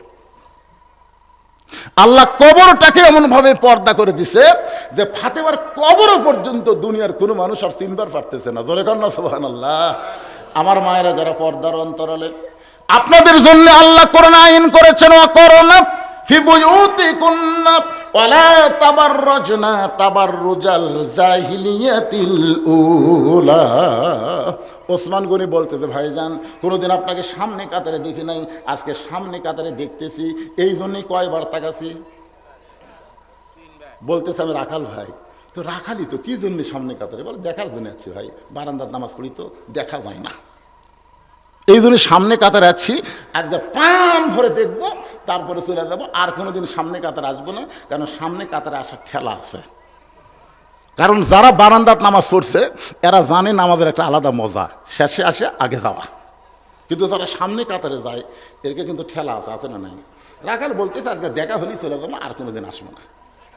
ওসমান গনি বলতেছে আজকে যে তোমার দেখা হবে তার গ্যারান্টি কি? রাখাল বলতেছে গ্যারান্টি মানে আর চোখ ভালো। ওসমান গনি বলে, ভাইজান আজ কয়েক বছর হলে সামনে কাতারে নামাজ পড়ি, এখন পর্যন্ত আমার দেখা হয় নাই। রাখাল বলতেছে চোখের সমস্যা আছে নাকি? ওসমান গনি বলে হতে পারে। রাখাল বলে কয়েক বছর হলে সামনে কাতারে নামাজ পড়ে এখন পর্যন্ত দেখা হয় না। ওসমান গনি যা দেখতে চায় তিনি হলেন নামাজের মালিক আল্লাহ। সুবহানাল্লাহ কান্না কেন? আল্লাহ রাসূল বলেছেন আনতাবুদুল্লাহ কাআন্নাকা তারাহু ফাইন লাম তাকুন তারাহু ফাইন্নাহু ইয়ারাকা। কোন আল্লাহর বান্দা যখন ইবাদতের মধ্যে শামিল হয়ে যায়, ইবাদতের মালিক আল্লাহকে দেখতে পায়। আল্লাহ যদি দেখা সম্ভব না হয়, আল্লাহ তাকে দেখতেছে, এই বিশ্বাস তার কলিজায়। আপনারা বলেন তো, আমরা যখন মসজিদে যাই আমাদেরকে কে দেখে? আরো জোরে। তাহলে আপনি বলেন তো, আপনি এমপির বাড়িতে গেলে আপনি যেমন তেমন পোশাক পরে যাবেন? প্রধানমন্ত্রীর অফিসে গেলে কি ভাবে যাবেন? তাহলে আল্লাহর ঘরের মধ্যে ঢুকতেছে 4,500 গামছা গাওয়াত দেয়। আমারই চাষা 4,500 গামছা গাওয়াত দেয় মসজিদের মধ্যে ঢুকতেছে। চাষা গামছা, চাষা বলতেছে ফতুয়া দে, তুই ফতুয়া দে, গামছা দে নামাজ হবি না। আমি বললাম চাষা খালি গামছার কথা করতে আপনি যেই গরম, এই জন্যই তো হাসিনা তোর দেওয়া পারে না রে, এই জন্যই। আমি বললাম চাষা আমার কি ভুল হচ্ছে? চাষা খালি বলছি গামছা এত গরম হলেন কেন? তো গামছা গাওদের নামাজ হবে না সেই ফতুয়া দে। আমি বললাম চাচা এই গামছা গাওতে আপনি বিয়ের বাড়ি যাওয়ার পারবেন? চাচা বলছে তুই কি মনে করছিস ফকির, এই বছরে 5টা পাঞ্জাবি বানাচ্ছি রে, 5টা। বিয়ের বাড়িতে গামছা গাওতে যাবো কেন? আচ্ছা চাচা গামছা গাওতে জামাইয়ের বাড়ি যাওয়ার পারবেন? চাচা বলতেছে ওয়াজ করে করে তোর মাথা খারাপ আছে রে, জামাইয়ের দাম নাই, জামাইয়ের বাড়ির শ্বশুর কোনদিন গামছা গাওতে যায়? আমি বললাম বিয়ের দাম বুঝলেন, জামাইয়ের দাম বুঝলেন আল্লাহ। আপনার যদি পাঞ্জাবি না থাকতো সেটা ভিন্ন কথা, এই বছরে 5টা বানাচ্ছেন। আল্লাহ কোরআনে বলেছেন লেবাসুত তাকওয়া, এমন একটা পোশাক পরো যেই পোশাক পরলে পোশাকের কারণে তোমার মধ্যে আল্লাহর ভীতি আসবে। বলেন সুবহানাল্লাহ। এমন একটা পোশাক পরে মসজিদে যাওয়ার দরকার আছে না নাই? জোরে কোন আছে না নাই? ওই শার্ট গাঁত দিয়েছে আর লুঙ্গি পরছে, তাও শার্ট আবার টাকনির উপরে ঠিক এই পর্যন্ত, রুকুর থেকে যে শেষ দাঁত গেছে পিছনে জিনিস টেপা হয়ে আছে। এখন দ্বিতীয় কাতারের কাবা পরিবর্তন আছে, ওদিক তাকাই কাইকারি কি রে। আর যদি পাঞ্জাবি থাকতো তাহলে পিছনে এই জিনিসটা ঢাকা যেত। জোরে কথা কর না কেন ভাইজান? একটু মনোযোগ দেন। ওসমান গনি বলতে যে ভাইজান কয়েক বছর সামনে কাতারে নামাজ পড়ি, এখন পর্যন্ত দেখতে পাইলাম না। রাখাল বলতেছে তোমার চোখে সমস্যা আছে, তুমি আমার হাত ধরো, আমি নিজেও দেখব এবং তোমাকেও দেখায় দেব। এমন সময় আল্লাহর কোরআন ওসমান গনির সামনে এসে বলতেছে ইয়া আইয়ুহাল্লাযীনা আমানুত্তাকুল্লাহা ওয়া কুনু মা'আস সাদিকিন। রে ইমানদার বান্দারা, আল্লাহর ভয় যদি কলিজার মধ্যে রাখবার চাও তাহলে আল্লাহওয়ালা সত্যবাদীদের তোমরা সাথী হও। এ কথা কার? ওসমান গনি রাখালকে সত্যবাদী বিশ্বাস করে রাখালের হাতটা ধরে বসে আছেন। কিছুক্ষণ পরে ফজরের জামাত যখন শুরু হবে এমন সময় মুয়াজ্জিন আকামত দেওয়া শুরু করেছে। মুয়াজ্জিন যেই মাত্র আকামত দেওয়া শুরু করেছে ওসমান গনি রাখাল দুইজনে দাঁড়াইছে। এমন সময় হযরত ওমর মেহরাবের মধ্যে ঢুকতেছে। এখন হয়তো আপনারা বলবেন হুজুর হযরত ওমর কোন দিক দিয়ে ঢুকলো? কোরআনতে যখন রাষ্ট্র চলবে তখন ইমামকে মসজিদের দরজা দিয়ে মেহরাবে আসা লাগবে না, ওই মেহরাব বরাবর একটা দরজা থাকবে, ওই দরজার ওই পারে নেতার একটা রেস্টরুম থাকবে। আকামত যখন শুরু হবে তখন ইমাম মসজিদের মেহরাবে ঢুকবে। যেই মাত্র হযরত ওমর মেহরাবের মধ্যে ঢুকতেছে এমন সময় ওসমান গনি রাখালের হাতটা ধরে দাঁড়িয়ে আছে। আর রাখাল খালি কে রে ই তো আমাকে বললো যে উমরকে যদি দেখবার চাও তো সামনে কাতার যাও। আবার এই মেহরাবের মধ্যে দেখতেছি কি গোলক ধাঁধা শুরু হলো। যেই মাত্র মুয়াজ্জিন বলেছে কদ কামাতিস সালাহ কদ কামাতিস সালাহ, সঙ্গে সঙ্গে রাখাল আল্লাহু আকবার। রাখাল যেই মাত্র আল্লাহু আকবার লোকমা দিয়ে ওসমান গনি হাত ছাড়ায় বলতেছে ভাইজান ইমাম সাহেব ভুল করলে মানুষ লোকমা দেয়, আর এখন পর্যন্ত মুয়াজ্জিন আকামতি শেষ হয় নাই, তুমি আল্লাহু আকবার লোকমা দিলে। রাখাল বলতেছে এই জন্যই তো তুই কানা, সামনে কাতারে কয়েক বছর নামাজ পড়িস এখন পর্যন্ত দেখতে পাস না, এই জন্যই তো তুই কানা। সঙ্গে সঙ্গে দ্বিতীয় কাতারে একজন সাহাবী দৌড়ে এসে রাখালে হাতটা হ্যাঁচকা টানতে বলে পাগল রে, তোর হাতকে ব্যক্তি ধরেছিল যাকে তুই কানা কানা বলে তিরস্কার করিস, এই মহান ব্যক্তিরে তুই চিনিস? রাখাল বলতেছে আমি বারান্দাত নামাজ পড়ি, আমি ভিতরের কাউরে চিনি না। সাহাবী কান্দার বলে পাগল তুই যারে কানা কানা বলে তিরস্কার করলি, যে তোর হাত ধরেছিল ওই ব্যক্তি হলো আল্লাহর নবীর ডবল জামাই ওসমান গনি। রাখাল ছোট বাচ্চার মতন কান্দের বলে ভাই এই জন্যে হে বারান্দার নামাজ পড়ি, এই জন্যেই। ভিতরের দামি দামি সাহাবীর কাউরে আমি চিনি না, কিন্তু ওই পথিক আমার সর্বনাশ করছে। ওমর ফারুকের দিকে আঙ্গুল দেখায় বলতেছে ওই পথিক আমার সর্বনাশ করেছে, ওই পথিক আমারে কইছে ওমরকে যদি দেখবার চাও তাহলে সামনে কাতারে নামাজ পড়বা, মেহরাব দিয়ে লক্ষ্য করে দেখবা যে এই মানুষটা ইমামতি করবে সেই মানুষটি হলেন হযরত ওমর। আমার সারা জীবনের সাধনা একটা বার শুধু হযরত ওমরকে আমি দেখবার চাই। আজকে বারান্দা থেকে সামনে কাতারে এসে সেই ওমরের জায়গায় যদি আমি পথিককে দেখতে পাই তাহলে তোমরাই বলো লোকমা দেওয়া ছাড়া তো আমার উপায় নাই, আমি আল্লাহু আকবার লোকমা দিব। ওই প্রতীককে মেহরাব থেকে সরায় দিয়ে ওই জায়গায় হযরত ওমরকে আমি এক নজর দেখতে চাই। হাজার হাজার সাহাবীরা কান্দে, সবাই যখন কাঁদতেছে রাখাল চিল্লায় বলে বারান্দায় নামাজ পড়া ভালো, এই ভিতরে কেন কান্দা কান্দি শুরু হয়ে গেল? ওসমান গনি বলে রাখাল ভাই ভিতরে কান্দার কারণ হলো তুমি যারে প্রতীক প্রতীক বলতেছো তিনি হলেন হযরত ওমর। গাছের গোড়া কাটলে গাছটা যেমন পড়ে যায়, রাখাল তেমনি মেহরাবের মধ্যে পড়ে ছোট বাচ্চার মতন ছটফট করে কান্দে, মুরগি কাটার মতন। ইয়া আমির আল মুমিনিন, আমি আপনাকে তওবা পড়াইছি। ইয়া আমির আল মুমিনিন, আমি আপনাকে মুনাফিক কইছি, আমি আপনাকে ভণ্ড কইছি, অথচ আপনি অধম রাখালকে কিছুই বলেন নাই। এই তিনটা কথা রাখাল বারবার যখন বলতেছে, সমস্ত সাহাবীরা চিল্লায় বলে, কে রে, কে কারে তওবা পড়াইছে, কারে মুনাফিক কইছে, কারে ভণ্ড কইছে, কে রে? মসজিদের মেহরাবের ভিতরে সবাই যখন চিল্লায় উঠছে, এমন সময় হযরত ওমর আল্লাহর কোরআন থেকে তেলাওয়াত করলেন, আতিউল্লাহ ওয়া আতিউর রাসূল ওয়া উলিল আমরি মিনকুম, আল্লাহর আনুগত্য করো, নবীকে অনুসরণ করো, আমি যদি তোমাদের আমির হই তোমরা কি আমাকে মানো? হাজার হাজার সাহাবী বলে 100 বার মানি, 1000 বার মানি। ওমর ফারুক বললেন, তাহলে আকামত যখন হয়ে গেছে, এখন ফিতনা ফাসাদ না করে, গন্ডগোল না করে, যে লোকটা আমাকে তওবা পড়ানোর কথা বলতেছে, আমাকে মুনাফিক করার কথা বলতেছে, আমাকে ভণ্ড হওয়ার কথা বলতেছে, অবশ্যই এই লোকটার বিচার হবে। এই লোকটার বিচার দুনিয়ার কোনো আইন দিয়ে হবে না, এই লোকটার বিচার হবে আল্লাহর কোরআন দিয়া। এই বিচার কারা কারা দেখতে চাও? প্রত্যেকটা সাহাবী হাত তুলেছে, সবাই হাত তুলেছে, আমরা দেখতে চাই। উমর ফারুক বললেন, নামাজের আগে দেখবে না নামাজের পরে দেখবে?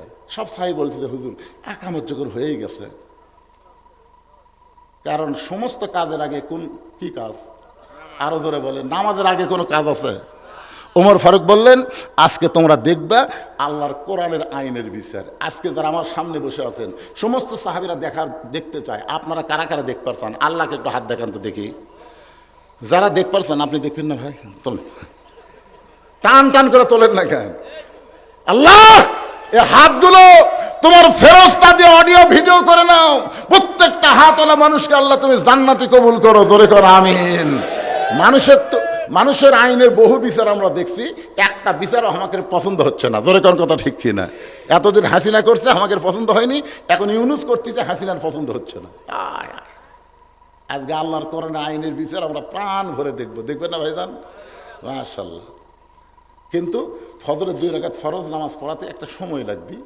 এই সময় আমরা যদি নামাজ পড়াই তাহলে লাগে 5 মিনিট, কিন্তু হযরত উমর যেখানে নামাজ পড়াচ্ছে, আমাকে মতন এত ধড়ফড় করবে? আমাকে তো নামাজ বুঝতেছেন, খাওয়াই লুল্লিল। হায় হায়, এই তারাবির নামাজ যখন শুরু হয়ে, বুঝলেন, আমাকে গ্রামে 2টা মসজিদ আছে, খালি কয় কোন মসজিদের সময় কম লাগে? যে মসজিদের সময় কম লাগে ওটা মুসল্লি বেশি, যেটাতে একটু সময় বেশি লাগে মুসল্লি কম। কারণ আমরা বাংলাদেশের মুসলমান সব জায়গায় ঘড়ি দেখি না, কিন্তু মসজিদের মধ্যে ঘড়ি দেখি, জোরে কোন ঠিক দেখেন না ভাই? 5 মিনিট পরে নামাজ হয়, 5 মিনিট পরে, এই 5 মিনিটের মধ্যে 10 বার ঘড়ি দেখছে। নিজের ঘড়ি দেখে প্রাণ ধরতেছে না, ভাই কয়টা বাজে? হচ্ছে এখনো 3 মিনিট, আজ ঘড়ি লড়তেছে না ভাই, আজ ঘড়ি। ওই লোকটাই নামাজ শেষ করে 4টা লেগেছে, 1-1 ঘন্টা বসে আড্ডা গলি মারতেছে, একবার ঘড়ি দেখতেছে না। আল্লাহ কোরআনে বলেছেন, ইয়া আইয়ুহাল্লাযীনা আমানুস্তাঈনু বিস-সাবরি ওয়াস-সালাহ ইন্নাল্লাহা মা'আস-সাবিরিন। আল্লাহর কাছে যদি আমরা কিছু পাবার চাই, ধৈর্য আর নামাজ ছাড়া চাওয়ার উপায় নাই। তাহলে নামাজের মধ্যে ধৈর্যের দরকার আছে না নাই? তাহলে আপনার কয় মিনিট দিবেন? এই উমর ফারুক 2 রাকাত ফজরের নামাজ ইমামতি করবে, কয় মিনিট দিবেন? নিয়ে আবার 8 ঘন্টা, 8 ঘন্টা পড়ে বেল উঠবি রে পাগলা। আচ্ছা, এইটা ঠিক আছে, 10 মিনিট।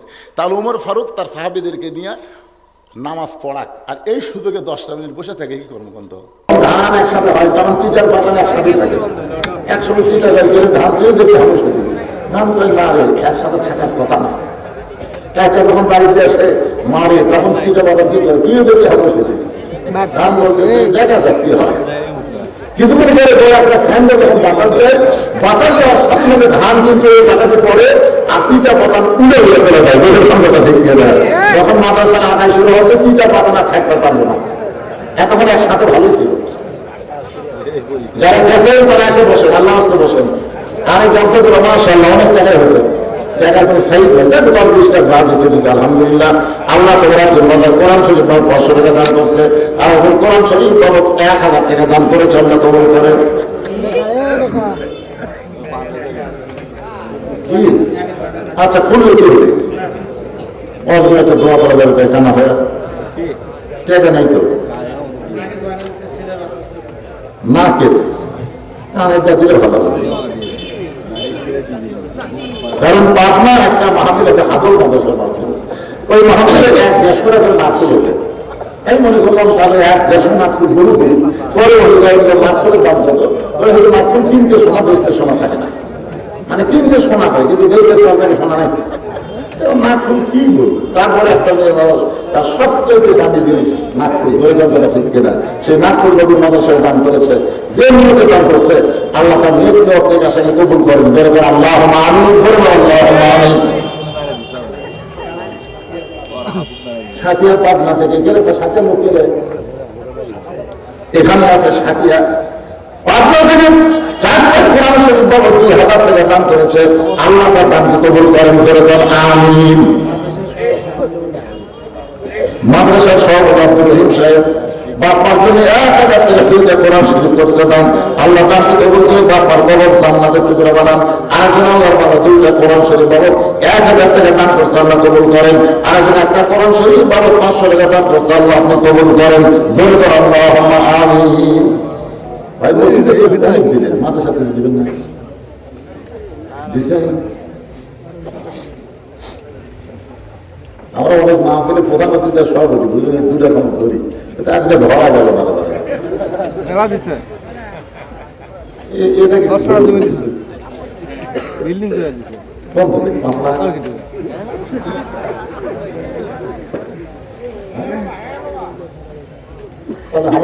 আমার আল্লাহ কি বলে জানালো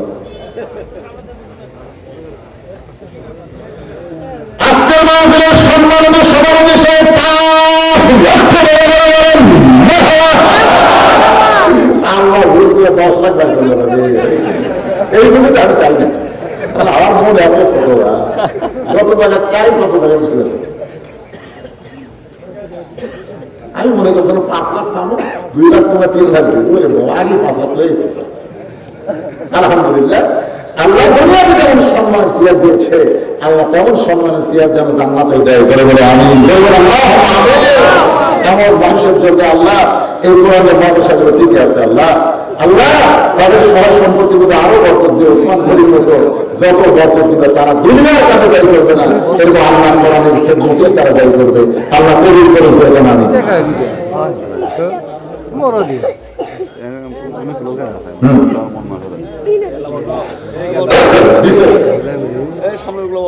মাদ্রাসার সম্মানিত সভাপতি সাহেব মাদ্রাসার সভাপতি মাহফিলের না উনি 20,000 টাকা এই মাদ্রাসার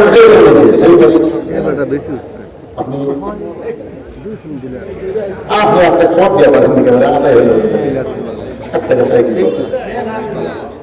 দিবেন একটা কম দেখি একটু নাম সভাপতি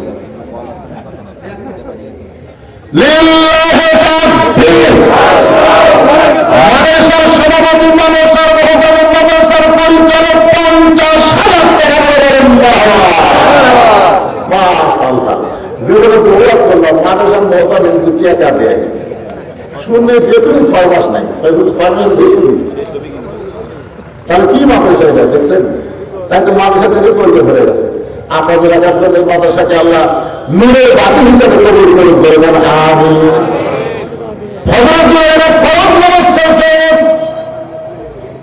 আল্লাহ কোরআনের বিচার দেখার জন্য আমরা সবাই বিহার করেছি কিন্তু বর্তমানে বাংলাদেশের উপর বিচার চলতেছে ঠিক কিনা বর্তমানে যে বিচার চলতেছে এই বিচারের সাইজ কেমন আমি একটা যুক্তি দিয়ে আপনারা বুঝতে পারবেন 7 বছর ধরে আমের চাষ করছে সাফাই দেখলাম আমাদের বগুড়াতে 7 বছর ধরে আমের চাষ জ্যৈষ্ঠ মাসে দেখতে গেছে আম পাকতে দিলাম আম পাকা ধরতে গিয়ে দেখে গাছের ডানে বসে ছোট একটা বাচ্চা আম পাকতে তার ব্যাগের মধ্যে তুলতেছে বাগানের মালিক করে আমি খাই আমার পরিবারের কেউ খাই নাই তুই আমার গাছের আম পাকতে দিই তোর বাপ থেকে বিচার দেবে বাবুকে বিচার দেবে এই ছোট বাচ্চা কিছু করে রাগ করে তোর বাবুকে বিচার দেবো তোর ভয় লাগে না আমার বাবা কোথায় বিচার দেবেন আমার বাবাও আর কাছে চলছে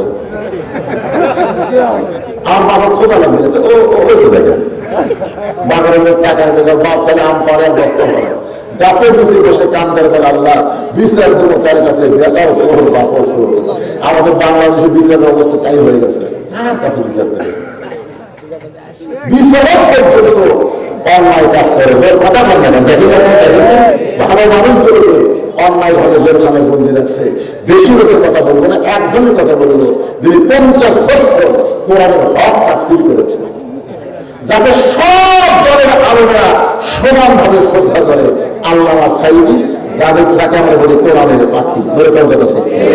আপনারা বলেন যে আল্লামা সাঈদী মানুষ খুন করছেন, নারী নির্যাতন করছেন, ঘর বাড়ি পুড়ে দিচ্ছেন, তো তাহলে হাসিনার তদন্ত হলো যুদ্ধ করে, কিন্তু আল্লাহর তদন্ত কি? আল্লাহ কোরআনে বলেন বান্দা শুনের মধ্যে আলেম বান্দারা সবচাইতে আল্লাহকে বেশি ভয় করে। এই তদন্ত করছে কে? আপনারা বলেন আল্লামা সাঈদী হুজুর কি ছোট আলেম? যিনি অনর্গল কোরআন থেকে কোরআনের তাফসীর করেছে, কোরআনের হক তাফসীর করেছে, জেলখানায় বন্দী করে রেখে সেই জেলখানাতে বের করে হাসপাতালে নামে তাকে হত্যা করা হয়েছে। বিচার ছিল না, বিচারের মানে প্রহসন ছিল। এখন আবার বিচার চলতেছে। হাসিনা কি দিছে? কথা বলে না, কোর্টের বিচার আমি মানি না, এই করতে তুমি মানে গেছ, এখন তুমি বলছো আমি মানি না। আমরা দুনিয়ার মানুষের কোনো বিচার দেখবো না, আমরা দেখবো বিচার কার। আরো ধরে বলেন আল্লাহর বিচার করবেন, আল্লাহর কোরআন দিয়ে করা লাগবে। ইন্নাল্লাহা ইয়ামুরুকুম আন তুআদ্দুল আমানাতি ইলা আহলিহা ওয়া ইযা হাকামতুম বাইনান নাস আন তাহকুমু বিল আদল। আল্লাহু আকবার। ওমর ফারুক নামাজ শেষ করলেন, আর একটা আছে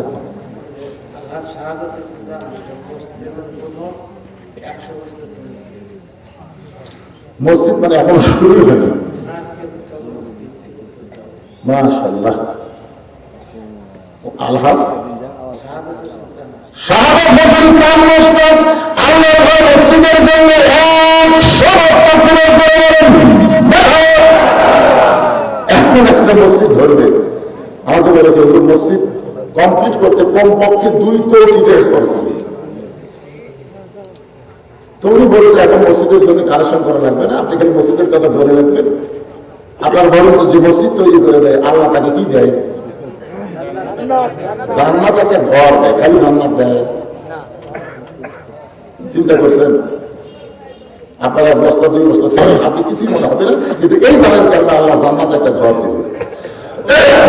একটা একটা মসজিদ বানানো যায়, কিন্তু আমার ভাইবার কি বললেন, 10 মিলে আল্লাহ ভালো থাকে।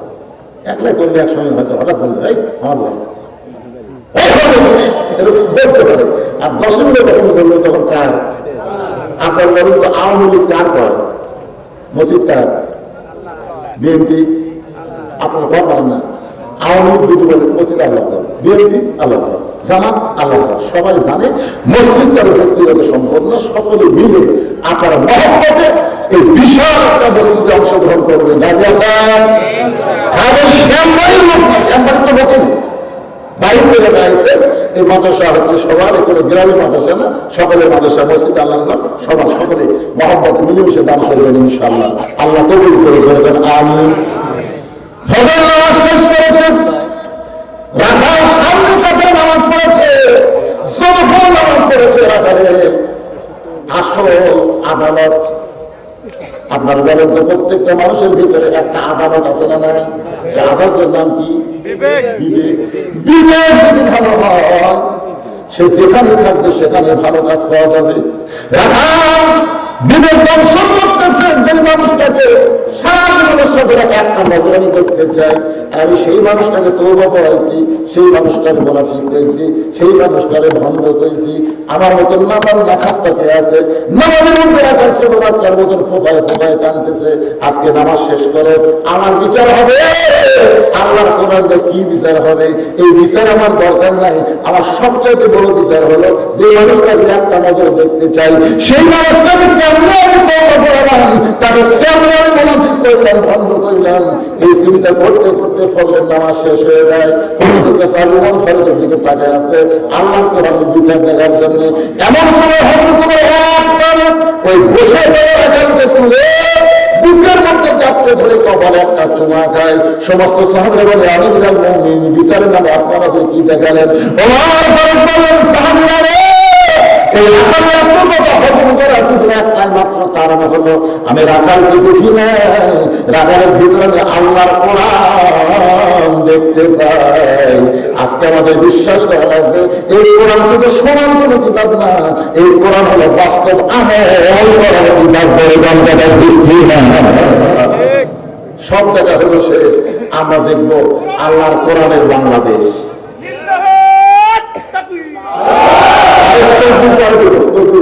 আগে আমরা কারা কারা রাজি, দুই হাত তুলে একটু আল্লাহকে দেখাইতে পারি, একটু দেখার নিয়োগ করেন। হাত নামান। মান সাআল্লাহু তাআলা, বুখারী শরীফের হাদিস, মান সাআল্লাহু তাআলা আশ-শাহাদাতা বিসিদকিহি বাল্লাগাহুল্লাহু মানাজিলা শুহাদা ওয়া মাতা আলা ফিরাশিহি, রাওয়াহুল বুখারী কিতাবুল মাগাজি। আল্লাহ রাসূল বলেন, দুনিয়াতে শাহাদাতের কদম জানিয়ে বাতিলের বিরুদ্ধে যারা হকের আন্দোলন করবে, ওই মাতা আলা ফিরাশিহি, সে যদি নিজের বিছানায় মৃত্যুবরণ করে, বাল্লাগাহুল্লাহু মানাজিলা শুহাদা, হাসরের ময়দানে আল্লাহ তাআলা শহীদদের কাতারে তাকে দাঁড় করায় দেবে। তাহলে আমরা আল্লাহর কোরআন দেখতে চাই, দেখার নিয়তে হাত তুলেছি। যদি আমাদের দেখা নাও হয়, তারপর দেখতে চাওয়া, এইটাও কিন্তু আল্লাহর কাছে একটা করুণ যুদ্ধ আমল। দরকার কথা মানুষের দেখলাম না ভাই, আর আমরা দেখবো না, এখন দেখবো আল্লাহর কোরআন। আমরা সবাই মিলেমিশে শুধু কোরআন শুনবো না, বাস্তবে আল্লাহর কোরআনকে দুনিয়াতে ব্যালেন্স করার দল করবো। আল্লাহ আমাদের সবাইকে কবুল করো। সকলে বলে আল্লাহুম্মা আমিন। আস্তাগফিরুল্লাহ রাব্বি মিন কুল্লি যামবি ওয়া আতুবু ইলাইহি, আস্তাগফিরুল্লাহ রাব্বি মিন কুল্লি যামবি ওয়া আতুবু ইলাইহি, লা হাওলা ওয়া লা কুওয়াতা ইল্লা বিল্লাহিল আলিয়্যিল আযীম। اللهم آمين. اللهم أنت السلام ومنك السلام تباركت يا ذا الجلال والإكرام. يا الله تعالى রাত 12টা পার হয়ে গেছে, সিংহাসনের নামাজের পর থেকে এত রাত পর্যন্ত তোমার পাপের বান্দা বান্দীরা আমাদের বাড়ি ভূমিকে বাদ দিয়ে কোরআন হাদিসের মহব্বত কবিতার মধ্যে নিয়ে এই জান্নাতের বাগানে বসে বসে কোরআন হাদিসের আলোচনা শোনার শেষে আমি গুনাহগারের সামনে রহমতের দরজায় ফকির হয়ে দোকানে হাত তুলেছে। মেহেরবানি করে আজকে করো সোনার মদিনায় নবী পাকের রওজা মুবারকে আল্লাহ তুমি কবুল করে নিও। তামাম আম্বিয়ায়ে কেরাম, আসহাবে কেরাম, উম্মাহাতুল মুমিনিন, শহীদ শহীদান, জান্নাতুল বাকি, জান্নাতুল মাসহ পৃথিবীর যত গোরস্থান আছে আল্লাহ সমস্ত মুমিন মুত্তাকির কবরকে জান্নাতের টুকরা কবুল করে নাও। আমরা যারা হাত তুলেছি আমাদের জনম দুঃখনী মা যাদের কবরে গেছে, ছোট্ট একটা শব্দ হলো মা, এ নামের মধ্যে কি মধু আছে, যাদের মা নাই তারাই বুঝতেছে। এই দরদের মা যাদের কবরে গেছে আল্লাহ মায়ের কবরকে জান্নাতের টুকরা কবুল করো। দরদের বাবা যাদের দুনিয়াতে নাই, সন্তানকে এতিম করে বাবা এতিম হয়ে যাদের কবরে চলে গেল আল্লাহ মেহেরবানি করে বাবার কবরকে জান্নাতের টুকরা কবুল করো। আমাদের দাদা দাদি, নানা নানি, আত্মীয় স্বজন, শ্বশুর শাশুড়ি যাদের কবরে গেছে আল্লাহ কবরবাসীদের মাফ করে দাও। ও মাবুদ মাওলা, আজকের মাহফিলের সম্মানিত সভাপতিকে আল্লাহ তুমি কবুল করো। আজকের মাহফিলের সম্মানিত প্রধান অতিথিকে আল্লাহ তুমি কবুল করো। সম্মানিত বিশেষ অতিথির আল্লাহ তুমি কবুল করো। এই মাদ্রাসার ম্যানেজিং কমিটির সভাপতিকে আল্লাহ তুমি কবুল করো। সহসভাপতিকে আল্লাহ তুমি কবুল করো। সেক্রেটারি, কেশিয়ার, মাদ্রাসার দাতা সদস্য যারা আল্লাহ সকলকেই তুমি কবুল করো। এই মাদ্রাসার পরিচালক, মাদ্রাসার মুহতামিম, মাদ্রাসার নায়েবে মুহতামিম সহ মাদ্রাসার ওস্তাদ, মাদ্রাসার তালবে ইলম সকলকে আল্লাহ তুমি কবুল করো। এই মাদ্রাসার প্রত্যেকটা তালবে ইলমকে হক্কানে আলেম, হাফেজ হিসাবে, কোরআনের পাখি হিসাবে আল্লাহ তুমি কবুল করে নাও। আল্লাহ এই মাদ্রাসাকে অত্র এলাকার জন্যে আল্লাহ রহমত স্বরূপ, হেদায়েত স্বরূপ আল্লাহ তুমি কবুল করো। করো, এই মাদ্রাসাকে অত্র এলাকার জন্য নূরের বাতি হিসাবে আল্লাহ তুমি জ্বালিয়ে দাও। আল্লাহ কাফিয়া পর্যন্ত আছে, আগামীতে মাদ্রাসা যেন দাওরা হাদিস আল্লাহ মাদ্রাসা আল্লাহ তুমি কবুল করে নাও। আল্লাহ আজকে যারা মাদ্রাসার মহব্বতে নগদে বাকিতে দান করেছে, সব দানগুলোকে আল্লাহ তুমি জান্নাতের বিনিময়ে কবুল করে নাও। অল্প হোক বেশি হোক যে যা দান করেছে সব দানগুলোকে নাজাতের ওসিলা হিসেবে কবুল করে নাও। আল্লাহ আমি গুনাহগার বলে দোয়া ফিরায় দিও না। এতগুলো মানুষের মধ্যে যার দোকান হাত তোমার পছন্দ হয়, সেই দুই হাতের ওসিলা আজকের মাহফিলকে কবুল করে নাও। আমার সম্মানিত মা বোনেরা, পর্দার অন্তরালে বসে বসে আসনে চাবেদা সালিয়া পর্দানিশি কবুল করে মা ফাতেমার চরিত্র দান করে দাও। আমি অসুস্থ, আমার মতো অসুস্থ অবস্থায় যারা হাত তুলেছে সবাইকে সুস্থতার নিয়ামত দান করে দাও।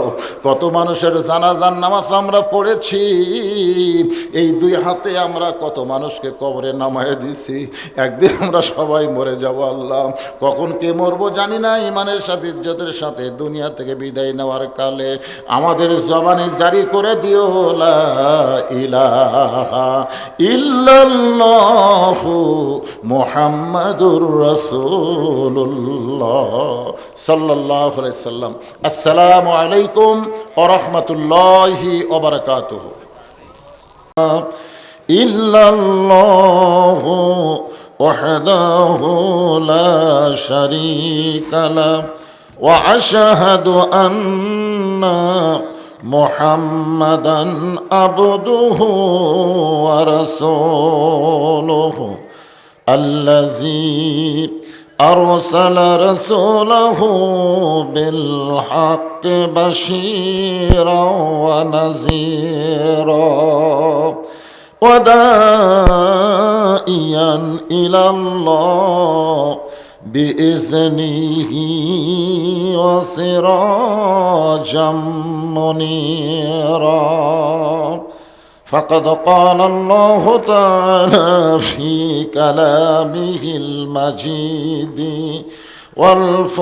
والفرقان الحميد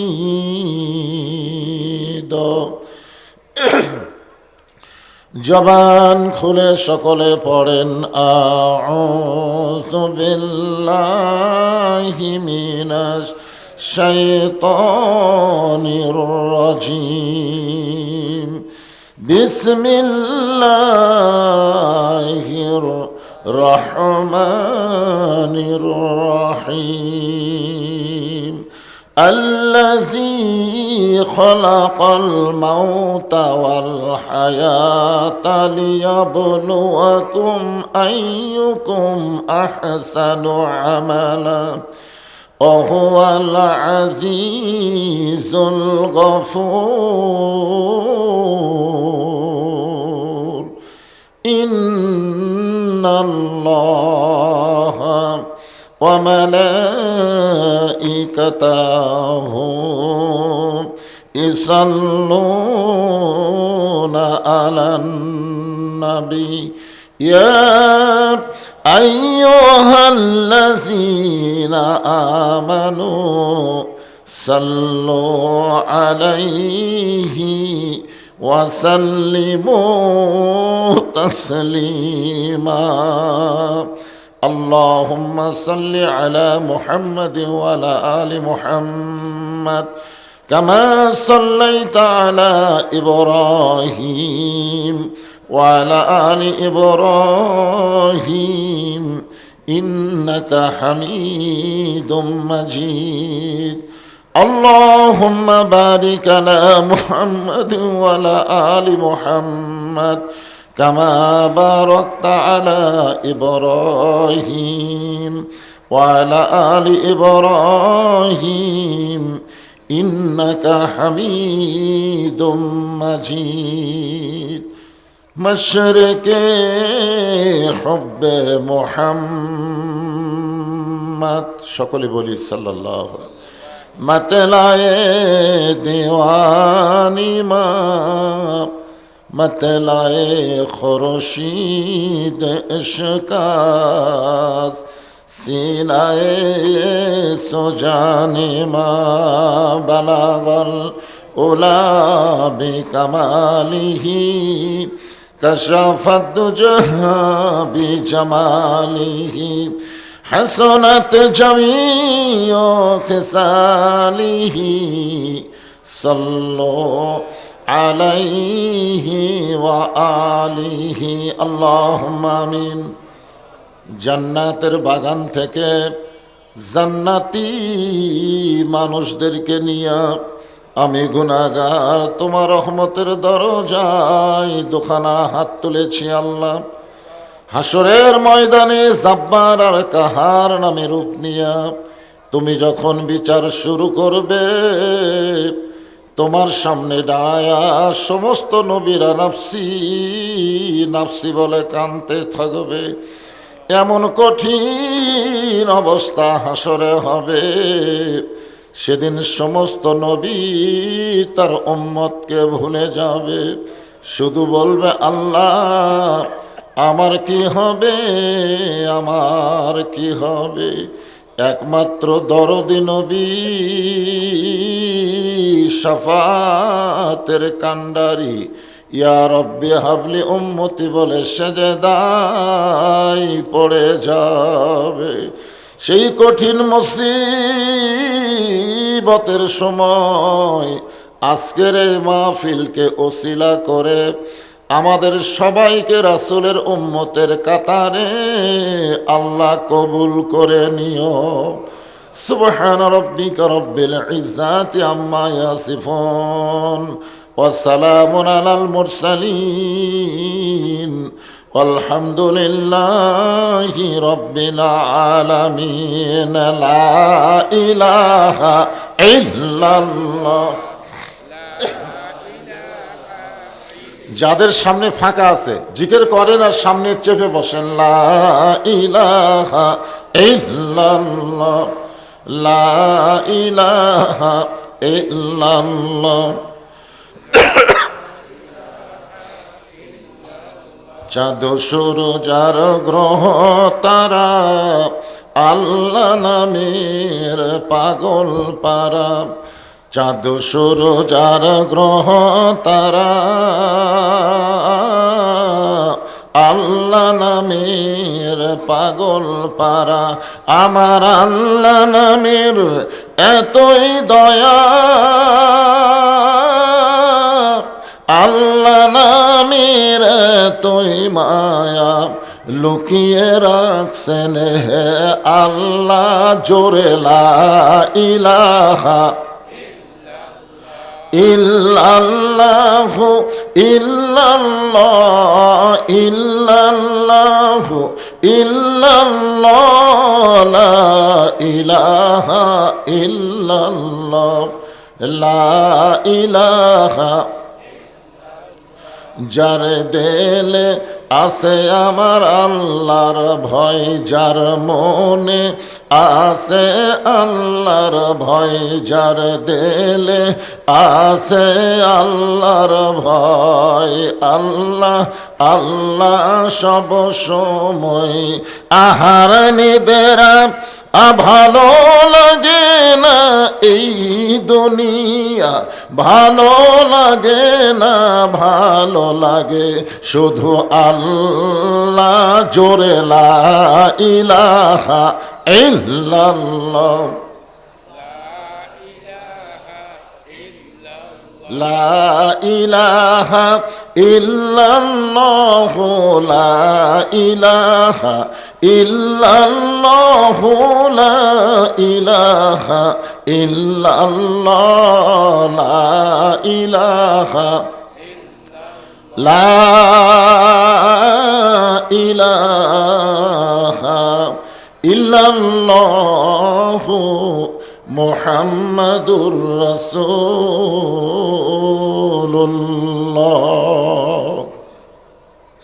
সকলেই বলি সাল্লাল্লাহু আলাইহি ওয়াসাল্লাম। শামবাড়ি দারুল হুদা কওমিয়া হাফিজিয়া মাদ্রাসা কমিটি কর্তৃক আয়োজিত 2 দিনব্যাপী তাফসীরুল কোরআন মাহফিলের আজকের এই প্রথম রজনীতে আল্লাহ তাআলা যিনাকে সম্মানিত সভাপতির আসনে কবুল করেছেন, নাম দিকে একটা আরেকজন উনি নাই, আচ্ছা আচ্ছা, আজকের সভাপতি নাই, আজকেরটা নাই, আচ্ছা যেটা আজকে আছে সেটাই বলি। এখানে দ্বিতীয় দিন ভাইয়ের নাম লেখা আছে। আলহাস ইঞ্জিনিয়ার মোহাম্মদ রমজান আলী সাহেব আজকের এই মাহফিলের সম্মানিত সভাপতিকে অন্তরের অন্তঃস্থল থেকে আমি শুভেচ্ছা জ্ঞাপন করছি।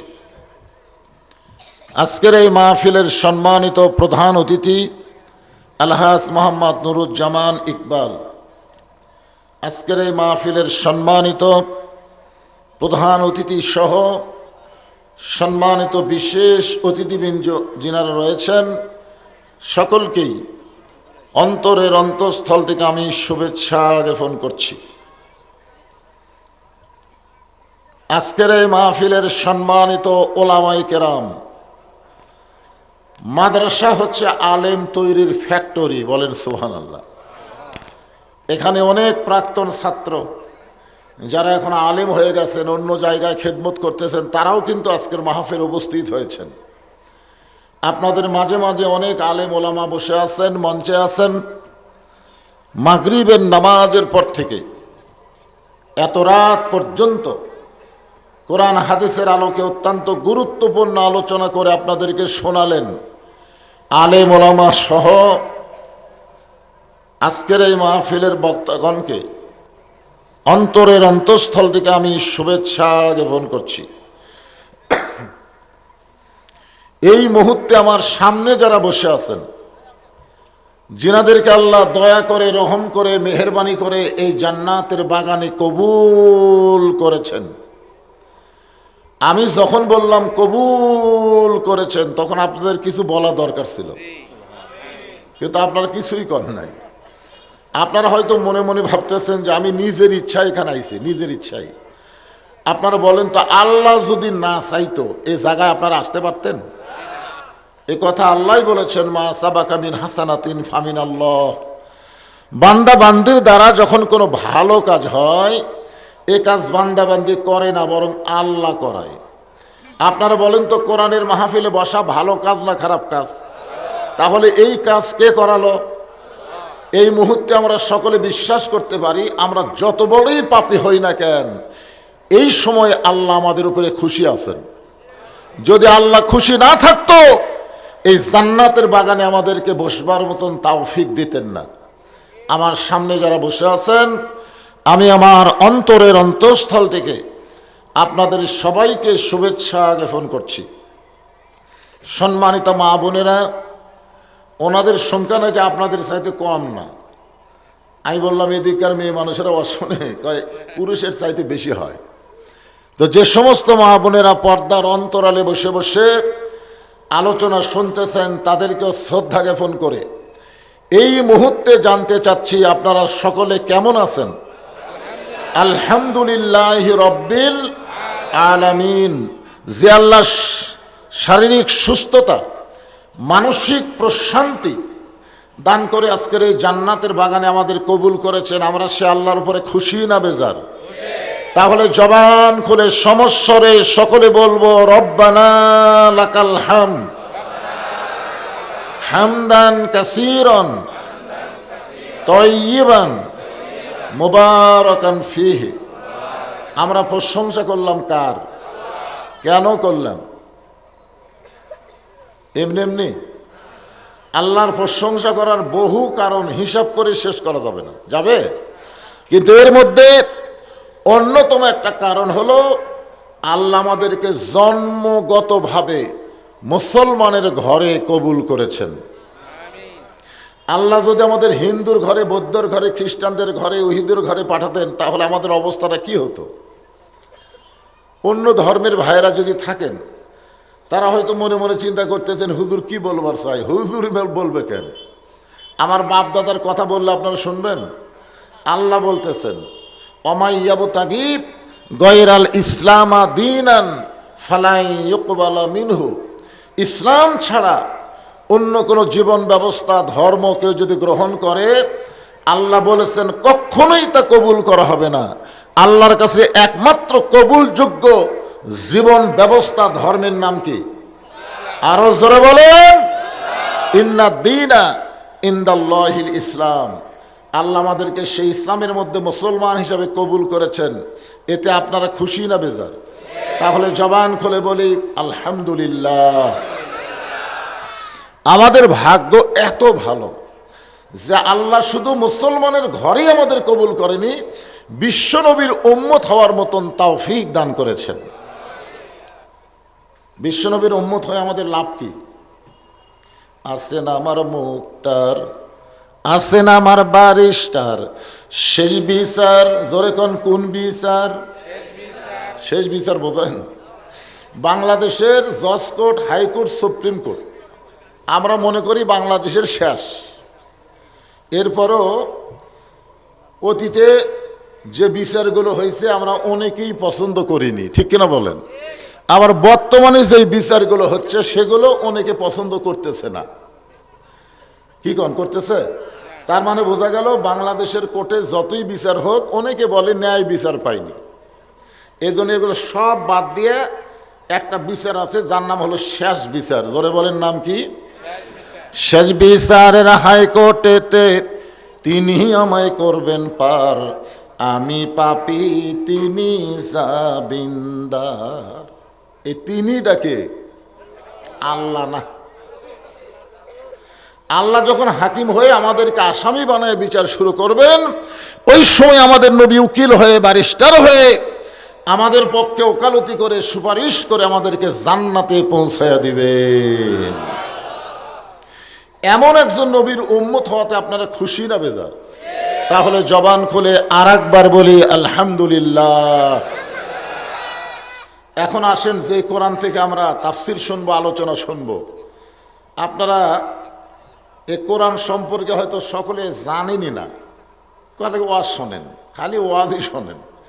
আমার আজকের সভাপতি সাহেব, যিনি সভাপতির দায়িত্বে আছেন, উনি বললেন ইকরা, পড়ো, বিইসমি রব্বিকাল্লাযী খালাক, যিনি সৃষ্টি করেছেন তারই নামে পড়ার কথা কোরআনে প্রথমেই আয়াত। জোরে কোন সুবহানাল্লাহ। আমাদের স্রষ্টার নাম কি? আরো জোরে কোন। 90% মুসলমানের দেশের সন্তানেরা এই মাদ্রাসা পড়ার চাইতে প্রাইমারি, হাই স্কুল এগুলোতে পড়ায় এখন বেশি পছন্দই করতেছে। অনেকেই ধারণা করে কোরআন শরীফ তো সবার জন্য না, এরা গরিব গুরাবার জন্য নাকি। আজকে মাদ্রাসার মাহফিল করলেই অনেকে মনে করে কিছু দেওয়া লাগবে, এরকম মনে করে কি করে না? মানে আমাদের বাংলাদেশের সিস্টেমটাই হলো আল্লাহর কোরআনের শিক্ষা চায় চিন্তা করো, কিন্তু রাসূল বলেছেন খায়রুকুম মান তাআল্লামাল কোরআন ওয়া আল্লামাহ। ওই ব্যক্তির চাইতে দামি উত্তম কোনো ব্যক্তি নাই যে কোরআন শিখেছে এবং অপরকে কোরআনের শিক্ষা দেয়। আমরা সেই কোরআন সম্পর্কে আজকে আইডিয়া নিব, ধারণা নিব। আপনারা বলেন তো, এই কোরআনের মধ্যে কোনো সন্দেহ আছে? সবাই বলা লাগবে। এ কোরআনে কোনো ধোঁকা আছে? ধোঁকা? এ কোরআনে কোনো গোজামিল আছে? আপনার বলেন তো, এই কোরআনকে শুধু শোনার জন্য বক্তা ওয়াজ করবে, আপনারা শুনবেন, এই জন্যই বুঝি আল্লাহ কোরআন দিছে? কি জন্য দিছে? অনুনাজ্জিলু মিনাল কুরআনি মা হুয়া শিফাউ ওয়া রাহমাতুল লিল মুমিনিন। কেরে পিছনে এরা কি মাদ্রাসার ছাত্র নাকি? সব মাদ্রাসার ছাত্র হলে সমস্যা নেই, দাঁড়া থাকো। হ্যাঁ, খুব খেয়াল করবেন, এখানে আল্লাহ কি বলতেছেন? এই কোরআন কিন্তু সবার জন্য নাজিল করা হয়নি। এখানে শেষে মুমিনদের কথা আল্লাহ উল্লেখ করেছেন। মুমিনদের জন্য এই কোরআনকে আল্লাহ তাআলা শিফা স্বরূপ, রহমত স্বরূপ নাজিল করেছে। বলেন সুবহানাল্লাহ। সেই কোরআনের মধ্যে কোনো সন্দেহই নাই। অথচ আমাদের বাংলাদেশের অনেক মুসলমান আজকে কোরআনকে গ্রহণ করতে চায় না। কোরআন শুনবে ঠিকই, কিন্তু গ্রহণ করবার চায় না। আবু জেহেল কিন্তু কোরআন শোনার দিক দিয়ে 1 নম্বর। কয় নম্বর? নবী যখন কোরআন তেলাওয়াত করেছে, চুপি চুপি সারা রাত দাঁড়িয়ে যিনি কোরআন তেলাওয়াত শুনেছে তার নাম হলো আবু জেহেল। সকালবেলা এসে মিটিংয়ের মধ্যে মুখ ফসকে বলে ফেলেছে, হঠাৎ মুখ দেবার হয়ে গেছে, এত সুন্দর কোরআনের বাণী রাতটা কোন দিক দিয়ে গেল আমি বুঝবারই পারিনি। সুবহানাল্লাহ খান। আপনারা বলেন তো, আবু জেহেল কি কোরআনের বিরুদ্ধে কইছে? কি বলেছে? এত সুন্দর কোরআনের বাণী রাতটা কোন দিক দিয়ে গেল আমি বুঝবারই পারিনি। তা আবু সুফিয়ান বলতেছে, নেতা, যেই কোরআন শুনতে সারা রাত কোন দিক দিয়ে যায় বোঝা যায় না, সেই কোরআন ধরলে অসুবিধা কি? ধরলে শুনলে যদি এত মজা হয় তাহলে ধরলে ক্ষতি কি? আবু জেহেল বলতেছে, এই কোরআনকে যদি গ্রহণ করি তাহলে তোর আমার নেতৃত্ব চলবে না, আসল নেতা হয়ে যাবে আব্দুল্লাহর এতিম পোলা। আজকে আমাদের বাংলাদেশে আবু জেহেল দল যারা করে তারা আল্লাহর কোরআন শুনতে চায় কিন্তু কোরআনকে বাস্তবে গ্রহণ করতে চায় না। ধরে কোন কথা ঠিক কি না? মানুষের তৈরি সংবিধান মেনে চলবে। আপনারা বলেন তো, মানুষ যে সংবিধান লিখছে এই সংবিধানের মধ্যে ভুল আছে না নাই? সন্দেহ আছে না নাই? ধোঁকা আছে না নাই? আর সেই সংবিধানকে বলে পবিত্র সংবিধান। অনেক সময় বলে সংবিধানের বাইরে যাওয়া যাবে না, কোরআনের বাইরে যাবে, কিন্তু সংবিধানের বাইরে যাবে না। এটা কোনো মুসলমানের কথা হতে পারে না। জোরে বলেন ঠিক কি না? আর সেই কোরআন থেকে সূরা মুলকের 2 নম্বর আয়াত আজকে আপনাদের সামনে আলোচনা করার নিয়ত করেছি। সবাই একটু মনোযোগ দিয়ে শোনা লাগবে। রাজি আছেন সবাই? আল্লাহ বলতেছেন, আল্লাযী খালাকাল মাউতা ওয়াল হায়াতা লিয়াবলুয়াকুম আইয়ুকুম আহসানু আমালা ওয়া হুয়াল আজিজুল গফুর।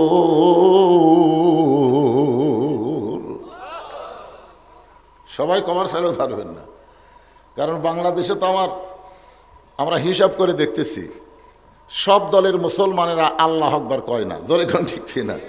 অনেক স্লোগান আছে কিন্তু আল্লাহ আকবার নাই। 3টা তসবিহ, জোরে কোন কয়টা? কোনো হাদিসে 4টার কথা বলা হয়েছে, 3টার কথায় জোর দিয়ে বলা হয়েছে। 3টা তসবিহ অনায়াসে যার জবান দিয়ে বের হয়, সে যত বড়ই পাপী হোক না কেন, মৃত্যুর সময় আল্লাহ তার ঈমান নসিব করায়। একটা হলো সুবহানাল্লাহ, একটা হলো আলহামদুলিল্লাহ, আর একটা হলো আল্লাহু আকবার। তবে সুবহানাল্লাহ আলহামদুলিল্লাহ বললে আল্লাহ খুশি হয়, শয়তান বেজার হয় না। আপনি যদি সারা জীবন সুবহানাল্লাহ সুবহানাল্লাহ সুবহানাল্লাহ করেন, আল্লাহ খুশি হবি কিন্তু শয়তান বেজার হবি না। কিন্তু যখন আল্লাহু আকবার বলবেন তখন আল্লাহ খুশি হবে, শয়তান এত বেজার হবে, যত জোরে আল্লাহু আকবার বলবেন তত জোরে শয়তান পলায় যাবে। আল্লাহু আকবার সবাই কর চায় না, বুঝলেন? আমাদের আশেপাশে যদি শয়তান থাকে একটু তাড়ানোর দরকার আছে না নাই? ইন্না শয়তান লাকুম আদুওয়ান ফাত্তাখিযুহু আদুওয়ান। আল্লাহ বলেছেন শয়তান তোমাদের শত্রু, তোমরাও শয়তানকে শত্রু হিসাবে ধরো, শয়তানকে বন্ধু মানাই যাবে না। লিল্লাহি তাকবীর, মাশাআল্লাহ। আবার কি মানে ওই চান্স পায়নি, গলা খাঁকারে দেন। লিল্লাহি তাকবীর, মাশাআল্লাহ। মনই হচ্ছে না। এই যে এক তাকবীরেতে কত সময় কমে গেল জানেন? ঘড়ির দিকে তাকা দেখেন, রাত 10:30 পার হয়ে গেছে, অথচ তাকবীরের কারণে মনে হচ্ছে কেবল রাত 8টা বাজতেছে। এই যে ভিতরে একটা জৌলুস চলে আসলো একটা তাকবীরের কারণে। আলহামদুলিল্লাহ। এখানে আল্লাহ বলতেছেন খালাকাল মাউতা ওয়াল হায়াতা, মৃত্যু এবং হায়াতকে সৃষ্টি করেছেন কে? তাহলে আমরা বিশ্বাস করব আল্লাহ যদি আমাকে বাঁচায় কেউ মারতে পারবে, আর আল্লাহ যদি মারে তাহলে কেউ বাঁচাবার পারবে না। খামাখা বাঁচার চিন্তা করি, বাঁচালে কোনো চিন্তাই করা যাবে না। আল্লাহ বলেছেন লা তামুতুন্না ইল্লা ওয়া আনতুম মুসলিমুন, মুসলমান না হয়ে তোমরা কেউ মরো না। আমরা যতই বাঁচার চেষ্টা করি আমরা বাঁচতে পারবো না। এই পুচকে, কি তোর খবর কি সেটা কর। এই বয়সে এই বাচ্চাদেরকে তালিম দেওয়া লাগবে। 7 বছর থেকে তালিম দাও, 10 বছর থেকে জোর করে ধরাও। কি ধরাও? নামাজ। এখন থেকে এদের তালিম দেন, এদের যেখানে বসছে বসে থাকতে বলেন। এই সময় ছাড়া দেবেন, বেড়াতে কি করবে? হ্যাঁ, আসলে আমাদের গ্রামগঞ্জের লোকেরা সন্ধ্যার সময় মেয়ে মানুষ খোঁজ করে ঘরাত মুরগি উঠছে কিনা। সন্ধ্যার সময় লাইট দিয়ে দেখতেছে কেন মুরগি সব উঠছে কিনা। সন্ধ্যার সময় পুরুষ মানুষ খোঁজ করে গোয়াল ঘরে গরু ছাগল উঠছে কিনা সন্ধ্যার সময়। আর এত রাত হয়ে গেছে, কত ছেলে রাস্তায় ঘুরতেছে, এদের বাপ মা খুঁজই করতেছে না। এরা মনে হয় মুরগি হাঁসের চাইতে গরু ছাগলের চাইতে দাম কমে গেছে। ধরে এখন কথা ঠিক, একটু খোঁজ করার দরকার আছে না নাই? তুমি মুরগি খোঁজো, হাঁস খোঁজো, তুমি গরু খোঁজো, ছাগল খোঁজো, আর তোমার বাচ্চারা এত রাত্রে কি করতেছে? রাস্তা ঘোরার তো কোনো সুযোগই নাই। হয় কোরআনের মাহফিলে বসো, না হয় বাড়িতে গিয়ে ঘুমায় যাও। ধরে কোন কথা ঠিক কিনা? রাস্তা ঘুরতেছে। এখন থেকেই তো এদের শিক্ষা দেওয়া লাগবে। লাভ দিয়ে উঠছে, তুই কুটি যাবো রে বাবা, বগুড়ার ভাষা।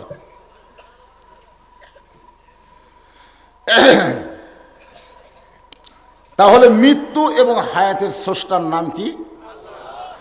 আল্লাহ আগে মৃত্যুর কথা বললেন, খালাকাল মাওতা অল হায়াতা, আগে মরা তারপরে বাঁচা। আর আমাদের কাছে সাধারণ আইডিয়াতে হলো আগে জীবন তারপরে মরণ। আল্লাহ বললেন লিয়াবলুয়াকুম আইয়ুকুম আহসানু আমালা, তোমাদেরকে পরীক্ষা করা হবে সুন্দর আমল। কি আমল? আপনার বলেন তো, সুন্দর আমল যদি আমরা করবার চাই তাহলে সুন্দর একটা পরিবেশের দরকার আছে না নাই? সব পরিবেশে কিন্তু সুন্দর আমল করা যায় না। আমল করা যায়, বাপ নামাজ পড়ে বেটা নামাজ পড়ে না, দাদা নামাজ পড়ে নাতি নামাজ পড়ে না, স্বামী নামাজ পড়ে বউ নামাজ পড়ে না। এগুলা হচ্ছে নেক আমল, কিন্তু সুন্দর আমল না। সুন্দর আমল হলো যারা মুসলমান দাবি করবে, আযান শোনার সঙ্গে সঙ্গে তারা সবাই জামাতবদ্ধ হয়ে নামাজ পড়বে। জোরে বলেন কথা ঠিক কি না? আজকে দেখবেন একই জায়গায় চারজন বসে আছে, আযান শোনার পরে দুইজন চলে গেল, দুইজন বসেই থাকলো। বললোই না ভাই আযান দিচ্ছে চলো যায়, এ কথাটাও বললো না। অথচ আল্লাহ কোরআনে বলেছেন কু আনফুসাকুম ওয়া আহলিকুম নার, জাহান্নামের আগুন থেকে তুমি একলা বাঁচলে হবে না, তোমার আহাল পরিবার রাষ্ট্র সমাজ সবাইকে নিয়েই তো বাঁচা লাগবে। জোরে কোন কথা ঠিক কি না? কিন্তু আজকে মনে করতেছি আমি একলা একলা আমল করে জান্নাতে যাবো, এত সোজা। বেটা ফজরের সময় ঘুম পাড়ে আর বাপ সামনে কাতারে নামাজ পড়ে, নামাজের পরে দোয়া করতেছে আল্লাহুম্মা ইন্না নাসআলুকাল জান্নাতা নাউযু বিকা মিনান নার। দুই কান্তের ফেরেশতাকে আল্লাহ কি লিখবে? আল্লাহ বলতেছে জান্নাতে যাবে না, কারণ আলিয়ার মতন বেটা ঘুম পাড়ে আর বাপ একলাই নামাজ পড়ে। এই আমলকে নেক আমল বলা গেলেও সুন্দর আমল বলা যাবে না। ধরে কোন কথা ঠিক না? আল্লাহ কোন আমলের পরীক্ষা নিবি? সুন্দর আমল, আহসানু আমালা, সুন্দর আমল। তাহলে সুন্দর আমল করতে গেলে সুন্দর একটা পরিবেশ লাগবে। সুন্দর একটা পরিবেশ যদি তৈরি করবার চান, সুন্দর একটা সমাজ লাগবে। সুন্দর একটা সমাজ যদি তৈরি করতে চান, সুন্দর একটা রাষ্ট্র লাগবে। সুন্দর একটা রাষ্ট্র যদি তৈরি করতে চান, তাহলে মানুষের সংবিধান দেওয়া হবে না, আল্লাহর কোরআনের সংবিধান লাগবে। জোরে কোন কথা ঠিক? এই যে দেখতেছেন, এইটাই সেই কোরআন।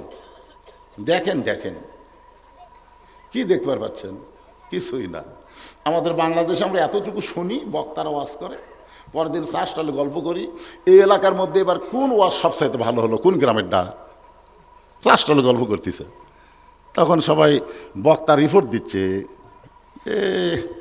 ওই এক বক্তা ছিল রে, ওয়াজ করলো ভালো কিন্তু সাটলো না। মানে এইগুলা নিয়ে এখন চিন্তা হচ্ছে। তখন বলে ভাই যে বক্তা ওয়াজ সাটাবার পারছে আগামী বছর তাকেই দাওয়াত দেব। কি এই জন্য কোরআন। আজকে দেখেন এইগুলাই তো গবেষণা রে ভাই। যখন মাহফিল করবার যায়, আমার এত ওয়াজ হওয়ার কারণে একটাই, সভাপতির বউ আবার আমার ভক্ত। সভাপতি বলে দিতে বলতেছি ছাড়া কিন্তু হবি না। আমার দাওয়াত দেওয়ার সময় বলতেছে হুজুর আমরা মরদ মানুষ না চাইলেও মেয়ে মানুষের অত্যাচারে আপনাকে দাওয়াত দেওয়া লাগে। কারণ বাংলাদেশের কোন বক্তা, মা ফাতেমা, মা খাদিজা, মা আয়েশা, আমি যেভাবে ওয়াজ করি এখন পর্যন্ত এভাবে মেয়েদের কানে মধু দিবার পারেনি। ধরে কোন কথা ঠিক না? আজকেও দিব, অসুবিধা নেই, আজকেও হবি, অসুবিধা কি? কিন্তু যেটা বলতেছি একটু খেয়াল করেন। আজকে আমরা আল্লাহর কোরআন একটু সময়ের জন্য দেখবার চাই। রাজি আছেন? খালি শুনবো না, কোরআন আসলে কি। এই কোরআন যদি আমরা দেখতে পাই তাহলে বাংলাদেশের মুসলমানের কাছে হাফিজের মূল্যায়ন, আলেমের মূল্যায়ন সবচাইতে বেশি হবে। আজকে আমাদের গ্রামে এমপি আছে রে, আমাদের গ্রামে 3টা MBBS ডাক্তার আছে রে, আমাদের গ্রামে ইঞ্জিনিয়ার আছে রে, ওরে লপটা না কয়। তুই জানিস আমাদের গ্রামে এসি আছে জানিস, কিন্তু ওই গ্রামে যে 10টা হাফেজ আছে একদিনও গল্প করে না।